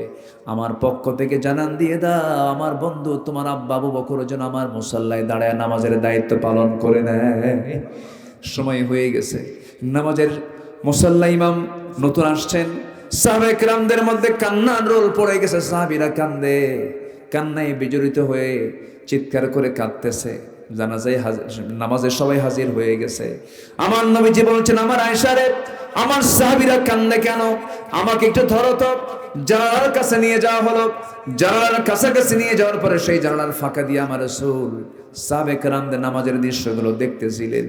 আমাদের আয়েশা তাকে ধরে আছেন, রুকুতে যান, সেজদায় যান, সাহাবায়ে কেরাম চোখের পানি ফেলে ফেলে কাঁদতেছেন, আওয়াজ দিয়ে দিয়ে কাঁদতেছেন। আমার নবীজির কান্নায় কোনো আওয়াজ নাই, কিন্তু চোখের কোনা বেয়ে বেয়ে টপ টপ করে পানি পড়ে। আম্মাজান আয়েশা তার হাত দিয়া সেই চোখের পানিগুলো বারবার মুছে দিচ্ছেন আর বলছেন, ইয়া রাসূলুল্লাহ, আপনি কাঁদেন কেন? আপনার সাহাবীরা তো নামাজ পড়ছে, তারা তো আল্লাহর হক আদায় করছে, আপনার কান্নার কারণটা কি? রাসূল বলছেন, আয়েশা রে, আমার যে চোখের পানি দেখতেছ, আল্লাহর কসম করে বলি, এই চোখের পানি আমার দুঃখের নয়, এই চোখের পানি আমার চরম আনন্দের পানি। তুমি কি জানো এই নামাজ আজকে রাষ্ট্রীয় পর্যায়ে কায়েম হয়ে গেছে। এই নামাজ পড়তে গেলে মক্কার কুরাইশ আমার হাতের মধ্যে মূর্তি ঢুকায় দিত। এই নামাজ পড়তে গেলে মক্কার কুরাইশ আমার পিঠের উপরে উটের পচা নারী ভুঁড়ি চাপায় দিয়েছে, মুক্তবের জমিনে পড়ে গেছি। এই নামাজ কায়েমের সংগ্রাম করতে গিয়ে তায়েফের ময়দানে কাফেররা আমাকে চোখা চোখা পাথর দিয়ে রক্তাক্ত করেছে। দেখো এই যে ক্ষত বিক্ষতের চিহ্নগুলো আমি লালন করছি, দেখো দেখো আমার শরীরে কত কত জখমের চিহ্ন, কত ক্ষতের চিহ্ন। এই নামাজ কায়েমের সংগ্রাম করতে গিয়ে উহুদের প্রান্তরে কাফের মুশরিকরা আমার দাঁত ভেঙ্গে ফেলে দিয়েছে। দেখো দাঁত ভাঙ্গা দেহ নিয়া, দাঁত ভাঙ্গা মুখ নিয়ে দুনিয়া থেকে বিদায় নিতেছি। ওরে আয়েশা, এই নামাজ কায়েমের সংগ্রাম করতে গিয়া, ওই খন্দকের পরীক্ষা খনন করতে গিয়া কোমরটা হারায় ফেলছে, কোমরটা সোজা করতে পারি না। ওরে আয়েশা, আজকে আমি আমার কোমর সোজা করতে পারি না খন্দকের পরীক্ষা খনন করতে গিয়ে। এই শুধু নামাজ কায়েমের জন্য, সেই নামাজ কায়েম আজকে রাষ্ট্রীয় পর্যায়ে বাস্তবায়ন হয়েছে। এই চরম আনন্দে আমার চোখের পানি বের করতে বাধ্য করেছে। আয়েশা, মনে হয় বাঁচব না, আমাকে একটু সহায় দাও, মাথায় পানি ঢেলে দাও, আমার নবীজি তার কাছ থেকে বিদায় নেবেন। এমন সময় বলছেন, ও আমার আয়েশা, আমার খাদেম আনাস কোথায় গেল? আনাসকে দেখি না। সাইয়েদনা আনাস নাই, আশেপাশে নাই। রাসূল বলেছেন, আমার আনাসকে খুঁজে বের করে আনো। আনাস বিন মালিক অনেক দূর থেকে তিনি বের হয়ে আসলেন, তার মুখে তখন দাড়ি ওঠে নাই, ছোট্ট মানুষ, 20 বছর বয়স তার। তাই সেই সময় রাসূল বলছেন, আনাস রে, যদি কোনো ভুল করে থেকে আমাকে মাফ করে দিয়ে, তুমি আমার খাদেম, আমার ভুল হলে মাফ চাই। সাইয়েদনা আনাস বলেন, ইয়া রাসূলুল্লাহ, মাফ আপনি চাবেন, কোন মাফ তো আমি চাই। আমি তো আপনার কোনো খেদমত করতে পারলাম না, আমি আপনার কোনো খেদমত করতে পারলাম না।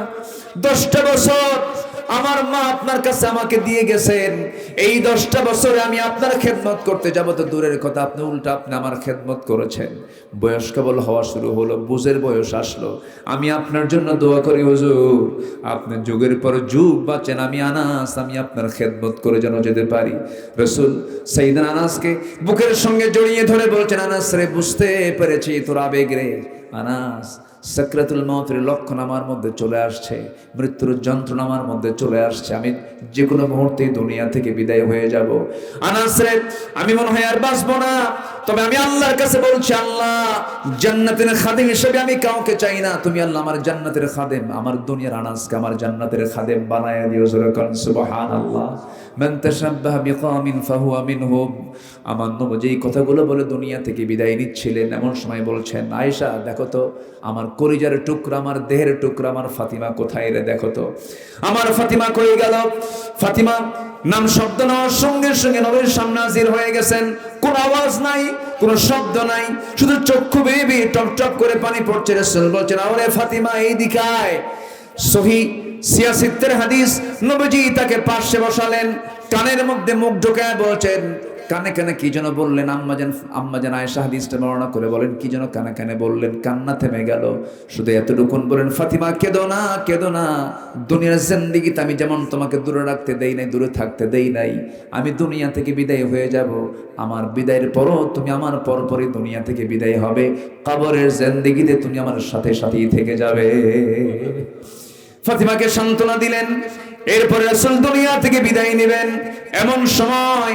এমন সময় রাসূল আস্তে করে ডাক দিয়ে বলছে, আয়েশা রে, আমি বুঝি দুনিয়া থেকে বিদায় হয়ে যাব, আমার সাহাবীদের সঙ্গে তো আমার আর কত কথা হলো না, আমি তোমাকে সর্বশেষ একটা মেসেজ দিয়ে দেই। আমার উম্মতকে সারা জীবন ভালোবেসেছি, সারা জীবন উম্মতের জন্য কেঁদেছি, আমি আমার উম্মতকে ছাড়া জান্নাত যেতে চাই না।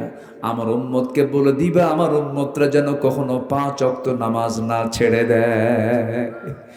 ভাইরা, সেই নামাজকে আমরা পড়বো, জোরে বলি ইনশাআল্লাহ, পড়বো। আত্মশুদ্ধির 10 পন্থা, নিজের জীবনের নফসের শুদ্ধির 10 পন্থা, 10টা পথ। এর মধ্যে 1 নাম্বার হলো তওবা করা, নাম্বার 2 হলো সুন্দর করে নামাজটা পড়া, নামাজটা আমরা পড়বো, জোরে বলি ইনশাআল্লাহ। নাম্বার 3 হলো সিয়াম সাধনা। সিয়াম সাধনার মাস তো আমরা পাড়ি দিলাম, কিন্তু না, প্রত্যেক মাসে রোজা আছে না নাই? আসতে বলবেন না, আছে না নাই? যদিও নফল রোজা, কিন্তু আমার রাসূল কখনো নফল রোজা বাদ দেন নাই।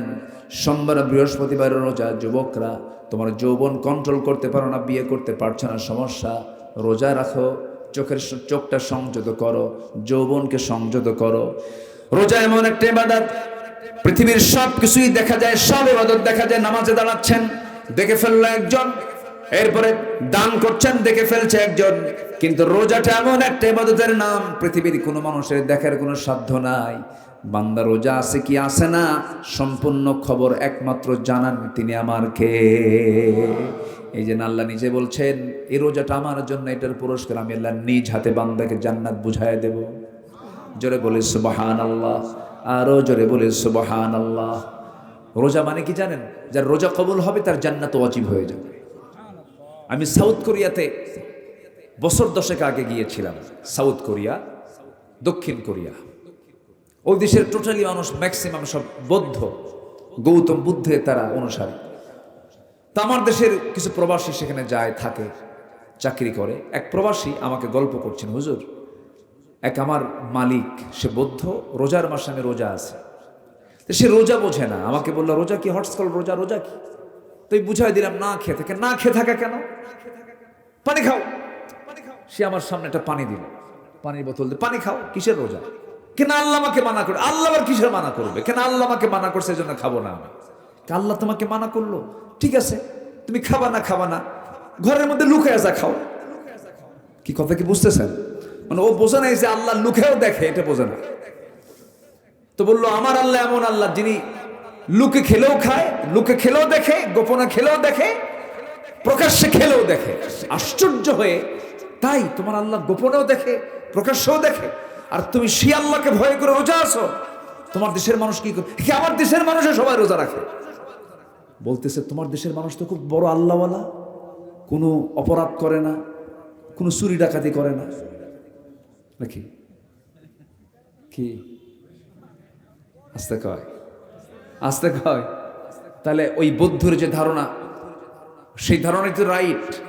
জানলার ভয়ে খায় না আড়ালে, জানলার ভয়ে কোনো পানি খায় না, কোনো কিছু খায় না, বৈধ স্ত্রীর কাছে সে যায় না আল্লাহর ভয়ে। সে তো আল্লাহ বলাই, সে তার মধ্যে ভালো মানুষ তো হওয়ার কথা না। তাহলে এত রোজাদার আমার দেশে থাকার পরও চুরি আসে না নাই, ডাকাতি আসে না নাই, তাহলে কেমন কি রোজা হলো আমাদের বলেন? তাহলে আত্মশুদ্ধির জন্য নকল রোজার দরকার না, আসল রোজার দরকার। বলেন কি রোজার দরকার? আসল রোজা। আমরা আসল রোজা পালন করব, জোরে বলি ইনশাআল্লাহ।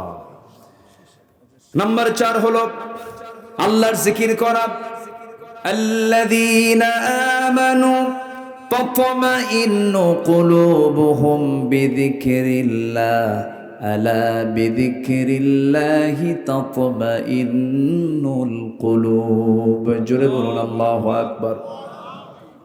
নাম্বার 5 হলো আত্মশুদ্ধির জন্য নাম্বার 5 নাম্বার পথ হলো কোরআনের সাথে সম্পর্ক বেশি রাখবো আমরা। এই কিতাবের সঙ্গে সম্পর্ক বেশি যার, আল্লাহর সঙ্গেও সম্পর্ক বেশি তার। এই কিতাবকে সুন্দর করে পড়ব, তিলাওয়াত, কিরাআত, দিরাসাত, তাদাব্বুর সব মিলিয়ে আমার সঙ্গে কোরআনকে আমার সঙ্গে আমার লালন করতে হবে, বুঝতে হবে। আপনি কি জানেন এই কোরআন একদিন আমাকে আপনাকে সুপারিশ করে জান্নাতের দরজায় পৌঁছায়া দেবে? জোরে বলে সুবহানাল্লাহ। এই জন্য দুনিয়ার দল করব না, কোরআনের দল করব। আরো জোরে ওয়াদা করে যান, দুনিয়ার দল না কোরআনের দল। আরো জোরে বলেন, দুনিয়ার দল না কোরআনের দল, দুনিয়ার দল না কোরআনের দল, দুনিয়ার দল না কোরআনের দল।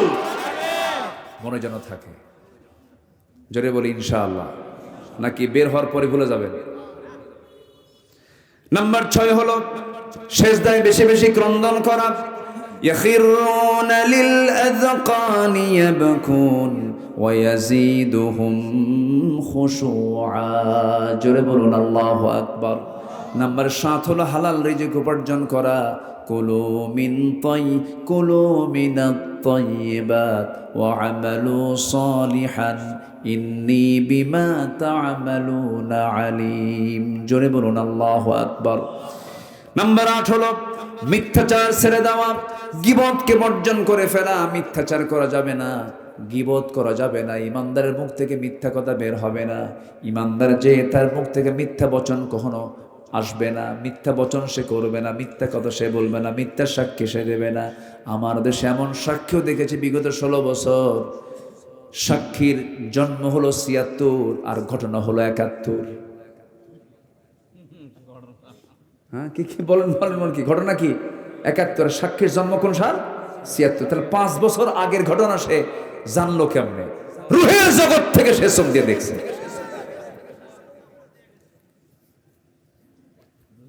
এগুলো দেখছে আমার কত বছর? ১৬ বছর। কত বছর? ১৬ বছর। ফেরাউন পৃথিবীতে বেঁচে ছিল হলো ১৬০০ বছর, এরা ছিল ১৬ বছর। সংখ্যার যে মিল হলো কেমনে বুঝলাম না।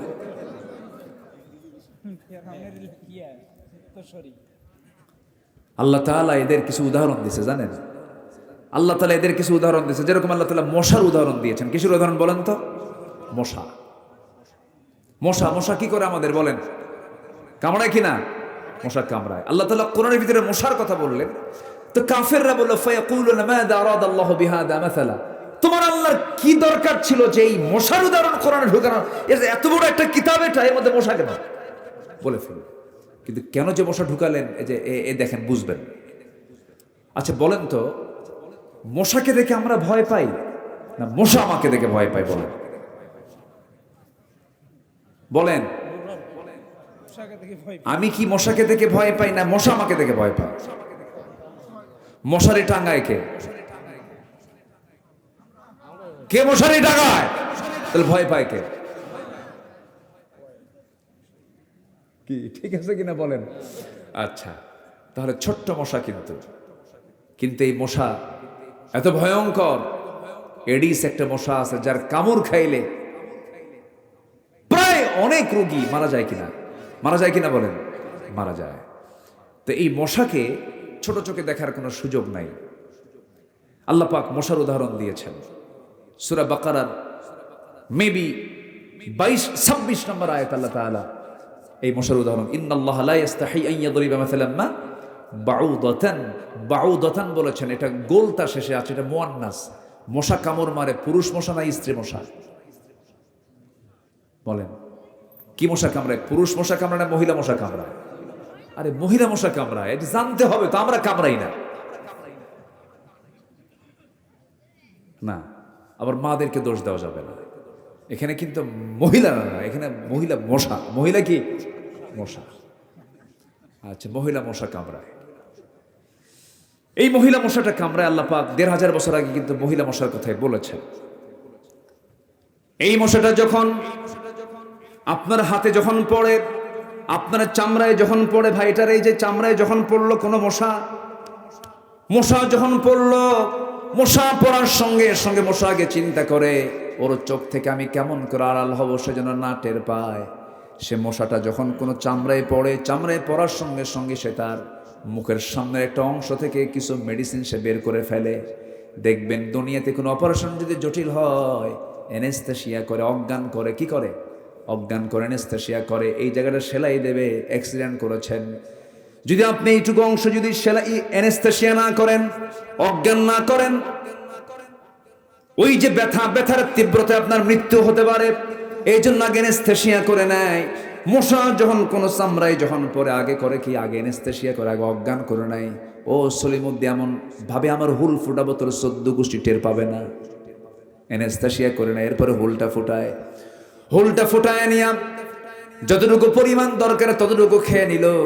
এরপর আস্তে করে সে উঠে যায়, আপনি টের পেলেন না। কিন্তু কিছু কিছু মশা আছে বেহুশ মশা। কি মশা আছে? বেহুশ মশা। খাওয়া যে শুরু করছে আর থামে না। এত খাওয়া খায়, ওর পাখা দিয়ে যে সরবে সে ওর শক্তিও শেষ হয়ে যায়। কারণ তার দেহের চাইতে তখন তার খাওয়ার ওজনটাই বেশি হয়ে যায়, খাদ্যের ওজনটা বেশি হয়ে যায়, আর নড়তে পারে না, শীত হয়ে পড়ে আর মরে। বিগত 16 বছর যারা ক্ষমতায় ছিল তারা খাইছে হুশ না বেহুশ হয়া? হুশ না বেহুশ হয়া? তাহলে মশার উদাহরণ আল্লাহ দিয়েছেন কি ব্যাঠিক না ঠিক? দেখেন আল্লাহ কত আগে ওদের মশার উদাহরণ দিয়ে দিচ্ছে। এত খাওয়া খাইছে, দেশ থেকে পাচার করেছে। দেশের অর্থ যারা বাহিরে পাচার করে, ওদের নেতৃত্ব চিরদিনের জন্য আমার দেশ আমরা হারাম ঘোষণা করে দিলাম। ঠিক কিনা? ওরা দেশের শত্রু, সব সম্পদকে তারা পাচার করে দিয়েছে। চুরি করছে, চুরি কর, দেশি থো, দেশি খা, দেশের মানুষ থাকুক, তাও তো হতো। কি কর্মসংস্থান হতো? কষ্ট পাচ্ছেন নাকি আপনারা? রাতের বেলা আপনি শুয়ে আছেন, আলো দেখতেছেন, ঘরে আলো, লাইট দেওয়া, একটা মশাও নাই, কোথাও একটা মশাও নাই। লাইট বন্ধ করাও সারা 10 মিনিট বিছানায় শুয়ে পড়েছেন, 4-5টা মশা এসে আপনার নাকের ডগায়, কানের কাছে এসে সারে গামা পাধানিসা, কি ঠিক কিনা কর? আপনার চোখে ধরা পড়লো না মশা, ও আপনার দেখলো কেমন? বিজ্ঞান বলতেছে প্রত্যেকটা মশা 75 ফিট দূর থেকে টের পায় এখানে কোন ছড়ির মধ্যে শুয়ে আছে, 75 ফুট দূর থেকে। আর এই যে ভন ভন ভন ভন যে আওয়াজ হয়, মনে হয় ট্রেন যাচ্ছে, ট্রেন কি যাচ্ছে। তো এই আওয়াজ যে হয়, এই আওয়াজ কিন্তু ওর ভোকাল কর্ডের আওয়াজ না, কণ্ঠের আওয়াজ না, এটা হচ্ছে পাখার আওয়াজ। কিসের আওয়াজ? পাখা। বিজ্ঞান বলতেছে, প্রাণীবিদরা বলতেছেন, একটা মশা প্রতি সেকেন্ডে তার পাখা ঝাপটান মানে হলো 400 থেকে 500 বার 1 সেকেন্ডে। আজ পর্যন্ত কোন দ্রুতগামী কোন মেশিন পৃথিবীতে এই মশার মতো দ্রুত গতিতে পাখা না ঝাপটাতে পারে এমন কোন মেশিন পৃথিবীতে আবিষ্কার হয়নি। সুবহানাল্লাহ বলবেন না? তাহলে আল্লাহ যে আইয়াদরিবা মাসালাম মা বাউদাতান ফামা ফাওকাহা, এটা কি ভুল করেছেন? না, আল্লাহু আকবার বলেন।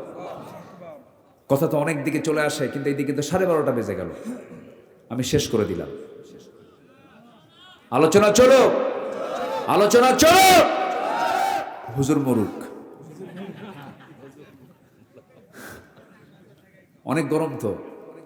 জি আলহামদুলিল্লাহ, আলহামদুলিল্লাহ। আমি খুবই খুশি যে রাত বসে এত রাতে আপনারা গরমকে উপেক্ষা করে, প্রচন্ড গরম কিন্তু মানুষের দেহের সাথে দেহ লেগে একদম আপনারা সব ত্যাগ থেকে হয়ে গেছেন, ঘরমাক্ত দেহ হয়ে গেছে আপনাদের শরীর থেকে।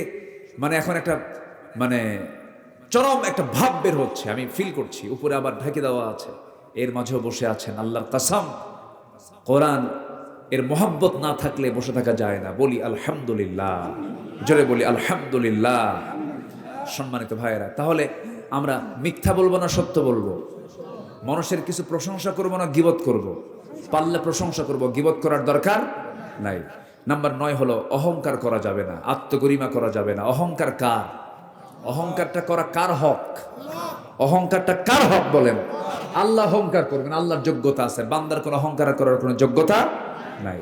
একটু দেহটা ভালো, বডি ভালো, 86 কেজি ওজন, 6 ফুট লম্বা, চেহারাটা লাল টকটকা, চুলটা কালো, চোখটা ডাহুক চোখ, প্রশস্ত কপাল, ভ্রুটা সুন্দর, ফিটিং বডি খুব ভালো। রাস্তায় যখন হাঁটে বুঝায় আমি একখান মাল। এরকম আছে না নাই বলেন তো? আছে। কিন্তু তুমি কতটুকু কি আল্লাহ ভালো বোঝেন, বেশি না, খালি পিছন দিয়ে শুধু একটু ডাইরেক্ট লাইন করে দেওয়া দরকার। কি লাইন বলেন? ডাইরেক্ট লাইন যদি হয় আর 7-8 বার যদি যাওয়া আসা করো, তোমার ফিটিং বডি শেষ, মাল থাকবে না, অচল হবে। কি হবে? কি হবে? অচল। অতএব দেহের অহংকার করা যাবে না, সম্পদের অহংকার করা যাবে না, ক্ষমতার অহংকার করা যাবে না। আজ থেকে 8 মাস আগে যার কথায় প্রশাসন উঠতে বসতো, সেই মহিলা আজকে গোটা পৃথিবীর কোথাও জায়গা পাচ্ছে না। অহংকার দেখানো যাবে না। ক্ষমতার অহংকার না, অর্থের অহংকার না, দেহের অহংকার না, কোনো অহংকার দেখানো যাবে না। নাম্বার 10, শেষ তো হলোই মোটামুটি, আমি শর্ট করে বলে ফেললাম। নাম্বার 10 হচ্ছে তাকওয়া অর্জন করব আমরা। তাকওয়া, তাকওয়া মানে হচ্ছে সেই গুণ, যে গুণটা হচ্ছে সকল প্রকার হারাম থেকে যে ব্যক্তি নিজেকে বিরত রাখতে পারে, সে হচ্ছে মুত্তাকি। বলি আলহামদুলিল্লাহ। হারামকে হারাম জেনে হারামকে বাদ দেব, আমি জান্নাত বুঝে নেবো। কাল আমি হারামের কাছে যাইও নাই, তুমি আমার জান্নাত বুঝাই দাও। জোরে কান সুবহানাল্লাহ। আমি হারাম ছেড়ে দেব, আল্লাহ আমাকে কি বুঝাই দিবেন?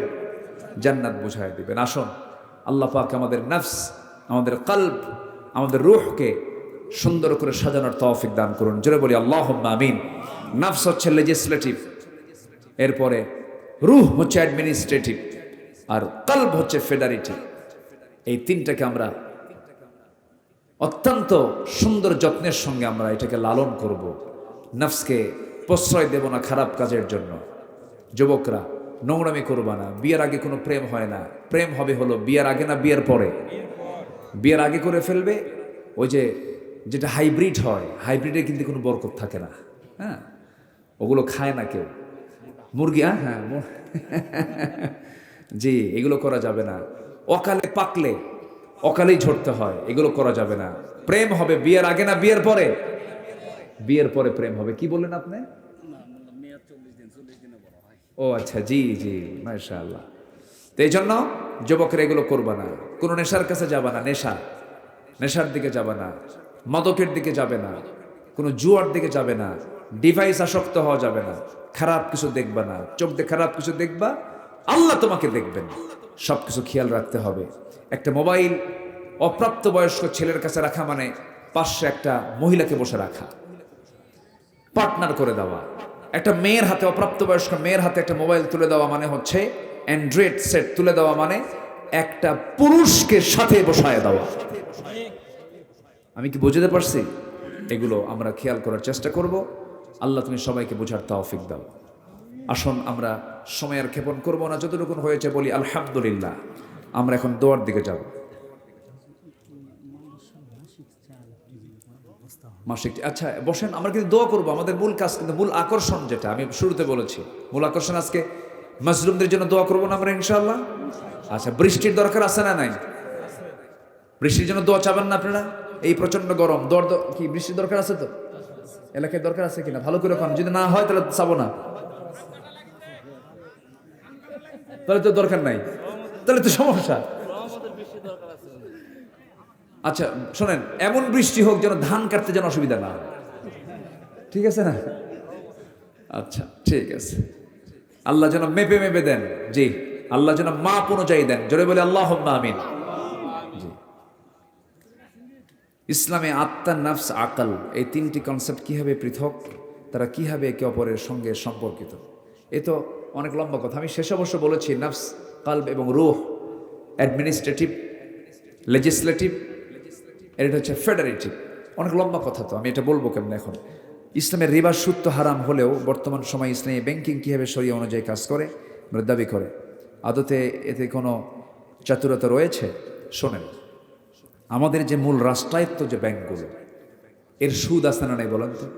আচ্ছা, তো এর মধ্যে থেকে একটু বাঁচার জন্য চেষ্টা করছে। আপনি বাঁচার চেষ্টা করবেন না? আপনি বাঁচার জন্য এই শরিয়া বোর্ড রেখে কিছু ব্যাংক তারা চেষ্টা করছে মন্দ থেকে, মানে অন্তত কিছু থেকে আমরা বাঁচার চেষ্টা করি। আমি নেব না, এটা পারবেন না, আপনাকে নিতে হচ্ছে, কিন্তু আপনি দিবেন না। আমি সুদ দেব না, এই কাজ শুধু করতে পারবেন না, কিন্তু আপনি নিতে বাধ্য হচ্ছেন। আপনি দেশের নাগরিক, পরোক্ষ হলেও আপনি সুদের সঙ্গে জড়িত। আমার কথা কি বুঝতেছেন আপনি? তখন আপনি জড়িত নন যখন এই দেশটা ইসলামী হুকুমত, ইসলামী রাষ্ট্র যখন কায়েম হবে, তখন আপনি 100% বলতে পারবেন যে আমি সুদ থেকে মুক্ত হতে পেরেছি। আচ্ছা, আপনি মাহফিলে আসছেন, ডান পথে এসেছেন না বাম পথে এসেছেন বলেন? না, গাড়ি নিয়ে আসছেন আপনি ডান দিকে না বাম দিকে? বাম দিকে। এদেশের ট্রাফিক আইনটা কি বামে চলা না ডানে চলা? বলেন ডানে চলা বামে চলা, কিন্তু ইসলাম কি বলে? ডানে চলো। তাহলে আপনি হাজারো বড় আল্লামা হন, পীর সাহেব হন, পীরে মোকাম্মেল হন, রাস্তায় হাঁটতে গেলে আপনি ডানে হাঁটবেন না বামে হাঁটবেন? বামে। কেন?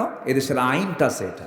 তো আপনি চাইলে তো পারতেছেন না, কিন্তু আপনি আপনার মতো করে যখন চলতে যাবেন, আপনার অধীনস্থ যারা থাকবে সেখানে আপনি চেষ্টা করে যদি শরিয়া বোর্ড কায়েম করে যদি বাঁচার চেষ্টা করেন, অন্তত মন্দের ভালো আছে না? মন্দের ভালো তো আছে, এতটুকু আপনি বাঁচতে পারলেন। আপনি বলতে পারবেন আল্লাহ আমি কিছু চেষ্টা করেছি, আমি 100% শরিয়া তারা ফলো করতে পারে এটা আমি বলতে পারবো না।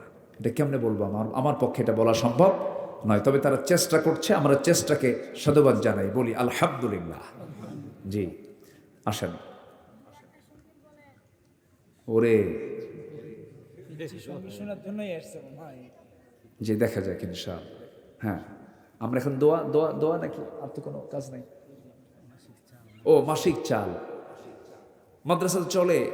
সবচাইতে চাল সুন্দর বিখ্যাত কোন জেলা বলেন? কোথাকার চাল সবচেয়ে দেশে বেশি পরিচিত বলেন? মোটা চাল না চিকন চাল? চিকন চাল, নাজির শাহ। জি আলহামদুলিল্লাহ, নওগাঁর চাল গোটা দেশে সমাদৃত।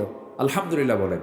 আল্লাহ তুমি এই এলাকার বান্দাদের আবাদে বরকত দিয়ে দাও, জোরে বলি আমিন। তো দান না করি বরকত নিবেন, এটা কেমন হয়? তো এটাকে মাসিকভাবে আপনি বলতেছেন নাকি?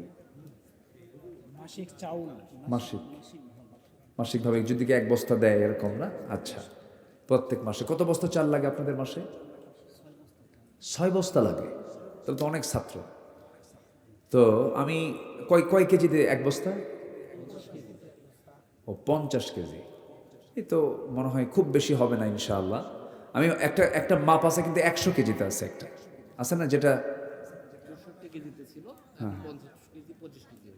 এখন কমায় গেছে। আচ্ছা, 50 কেজিতে এখন এক বস্তা, আমরা এটাই মাথায় নিচ্ছি। 50 কেজি করে। এখানে এতিমও আছে তো না? এতিম আছে না? এতিম আছে। আপনি এতিমকে খাওয়াবেন, আল্লাহ আপনাকে জান্নাতে খাওয়াবেন। বলি আলহামদুলিল্লাহ। যে এতিমকে খাওয়ায় তার জন্য জান্নাত ওয়াজিব হয়ে যায়। এটা বিশাল ব্যাপার। কিন্তু একটা চান্স আসছে, মাসে আপনি 50 কেজি করে দিবেন। এই মাদ্রাসায় একটা মাস চলে গেলে 50 কেজি দিবেন, আল্লাহ আপনাকে এটার জন্য বিশাল পুরস্কার দিবেন ইনশাআল্লাহ। এরকম কেউ কি আছেন দিতে পারবেন যে হুজুর আমি প্রত্যেক মাসে এতিমদের জন্য, এই দুস্থ অনাথ, এই গরিব ছাত্রদের জন্য আমি একটা বস্তা চাল আমি দেবো? এরকম কে আছেন দেখি? এতগুলো মানুষের মধ্যে এরকম ভাগ্যবান কেউ আছেন কি দিতে পারবেন?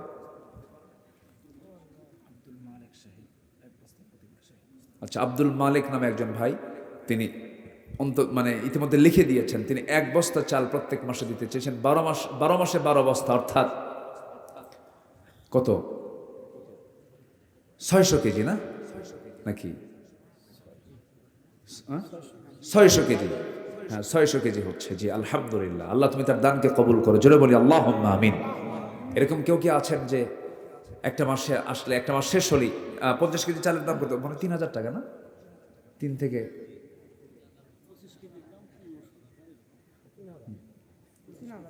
হ্যাঁ 3000 টাকা দাম হবে। জি, 3000 টাকা এক বস্তা চাল। আমার কোন ভাই আছেন একটু মেহেরবানি করে দিলটা নরম করে দেওয়ার চেষ্টা করবেন। আল্লাহ তুমি সবাইকে দেওয়ার তৌফিক দাও। জোরে বলি আল্লাহুম্মা আমিন। আমি কোথাও সময়কে ক্ষেপণ করিনি, আমি একটা জিকিরও দেই নাই আলোচনার মাঝে। চেয়েছিলাম যে আপনাদেরকে কষ্ট দেব না, কিন্তু শেষের দিকে এসে যেহেতু মাদ্রাসার জন্য, ছাত্রদের জন্য একটু আমি চাচ্ছি যে দিলটা নরম করে। চাওয়াটা কিন্তু কষ্টের বেশি, দেওয়াটা কিন্তু আনন্দের। চাওয়াটা কিন্তু অনেক কষ্টের, আর দেওয়াটা কিন্তু কি আনন্দের। কে আছেন একটু মেহেরবানি করে, কে দিবেন? 25 কেজি। আচ্ছা 25 কেজি, জি ঠিক আছে 25 কেজি। জি একদম সাধ্যের মধ্যে নিয়ে আসলাম। 25 কেজি করে দিবেন কে দেখি ইনশাআল্লাহ। জি 25 কেজি করে দিবেন। এরকম কেউ আছেন কি একটু মেহেরবানি করে? এখানে ডানে বামের সামনে 25 কেজি করে ইনশাআল্লাহ। হ্যাঁ, কোথায়? জি মাশাআল্লাহ। উনি এতিমকে খাওয়াবেন। আলহামদুলিল্লাহ, আল্লাহ কবুল করে। জোরে বলি আল্লাহুম্মা আমিন। শাহজাহান মোল্লা তিনি 25 কেজি ধান, 25 কেজি চাল প্রত্যেক মাসে। আল্লাহ 300 কেজি করে বছর হয়। আল্লাহ তুমি তার দানকে কবুল করো। জোরে বলি আল্লাহুম্মা আমিন। জি আর কে আছেন দেখি ইনশাআল্লাহ। আমার এই 2 ভাইয়ের সঙ্গে একটু কিছু নামটা লাগায় নেন। জান্নাতের সংবাদ পাবে 10 জন সাহাবী। জান্নাতের সংবাদ পেয়েছেন এই দুনিয়াতে কয়জন সাহাবী বলেন? 10 জন সাহাবী। আমি দোয়া করি যারা দিবেন, আল্লাহ তাআলা তাদের এই দানের বদলতে আল্লাহ যেন তাদেরকে জান্নাতের সুসংবাদ প্রাপ্ত 10 জন সাহাবীর সঙ্গে যেন জান্নাত নসিব করেন। জোরে বলি আল্লাহুম্মা আমিন। 2 জনকে পেয়েছে, একজন আবু বকর, একজন ওমর। আমি এখন ওসমানকে দেখতে চাই আর আলীকে দেখতে চাই। দেখি এই 2 জন ভাই 25 কেজি করে কে আছে একটু মেহেরবানি করে একটু জিকির করে লা ইলাহা ইল্লাল্লাহ, লা ইলাহা সুবহানাল্লাহ আলহামদুলিল্লাহ, লা ইলাহা।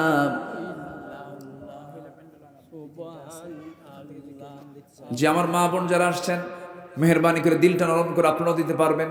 আল্লাহ তুমি সবার দানকে, যে নিয়তে দান করেছেন তাদের দান কবুল করো, এবং নতুন করে আমি যেটা চাচ্ছি আল্লাহ তুমি তাদেরকে নতুন করে প্ল্যান করে দান করার তৌফিক তুমি আল্লাহ দিয়ে দাও। জোরে বলি আল্লাহুম্মা আমিন। জিকির করি লা ইলাহা,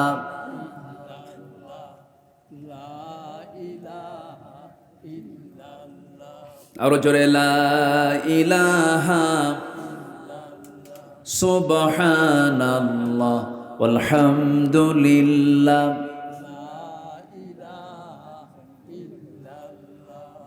লা ইলাহা ইল্লাল্লাহ মুহাম্মাদুর রাসূলুল্লাহ সাল্লাল্লাহু আলাইহি ওয়াসাল্লাম আমরা একটু নামাজের মতো করে বসি, নামাজের মতো করে তাশাহুদের সূরাতে আমরা বসে যাই, আমরা আল্লাহর কাছে চাবো। দেব কি এখন নতুন করে আসছে কিছু লোক? আচ্ছা ঠিক আছে, দোয়ার মধ্য দিয়েই আমরা শেষ করে দেব। তার আগ দিয়ে আবারও একটু, আপনারা তো দান করেছিলেন 12টার আগে, একটু 12টার পর একটু বারকাতান তাহাজ্জুদের সময় হয়ে গেছে, যদি কিছু দিতে পারেন একটু চাদর যাবে দোয়ার মধ্য দিয়েই, দোয়া হাত থাকবে, আপনি যদি সুযোগ পান এর মধ্যে আপনি দিতে পারবেন ইনশাআল্লাহ। সবাই বলে সুবহানাকা আল্লাহুম্মা ওয়া বিহামদিকা আশহাদু আল্লা ইলাহা ইল্লা আনতা আস্তাগফিরুকা ওয়া আতুবু ইলাইকা। চিৎকার মেরে বলি, ইয়া আল্লাহ, আমার জীবনের সাগীরা কবিরা, ছোট বড় সব গুনাহ তুমি আল্লাহ মাফ করে দাও। জোরে বলুন ইয়া রাব্বাল আলামিন, আমিন।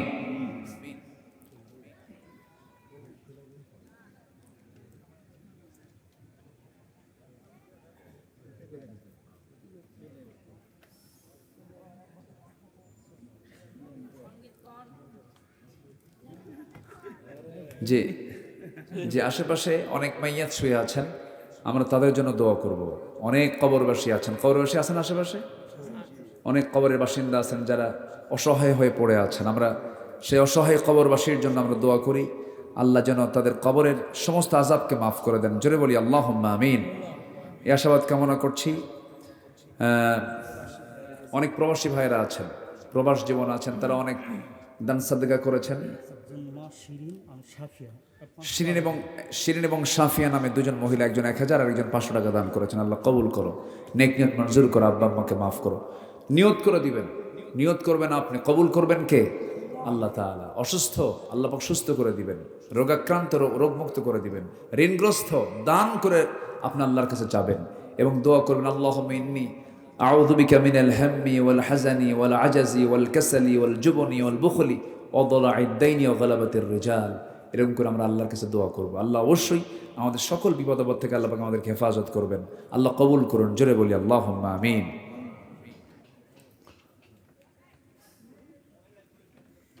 গজল। এলোকে কাবার ধারে আধার চিড়ে চিনিস না কি রে, ওকে ও মা আমেনার কোল জোড়ে চাঁদ জানিস না কি রে। মুতালিব আজকে কেন বেহুশ হেন, বক্ষে খুশির বান বেদনার সুপ্ত ক্ষতে হাত বুলাতে কারে আগমন সাহারার হৃদয় ভরা ঝরনা ধারা বইল না কি রে। এলোকে কাবার ধারে আধার চিরে চিনিস না কি রে। সে কে? মুহাম্মদ সাল্লাল্লাহু আলাইহি ওয়াসাল্লাম। বাগিচায় ছন্দ বিলায় বুলবুলি হায়, আজ সে দিওয়ানা চুমু খায় প্রেমের ভাষায় গভীর নেশায় পে পরওয়ানা। গোলাপের অধর ভরে খুশবু ঝরে রয় না বাকি রে।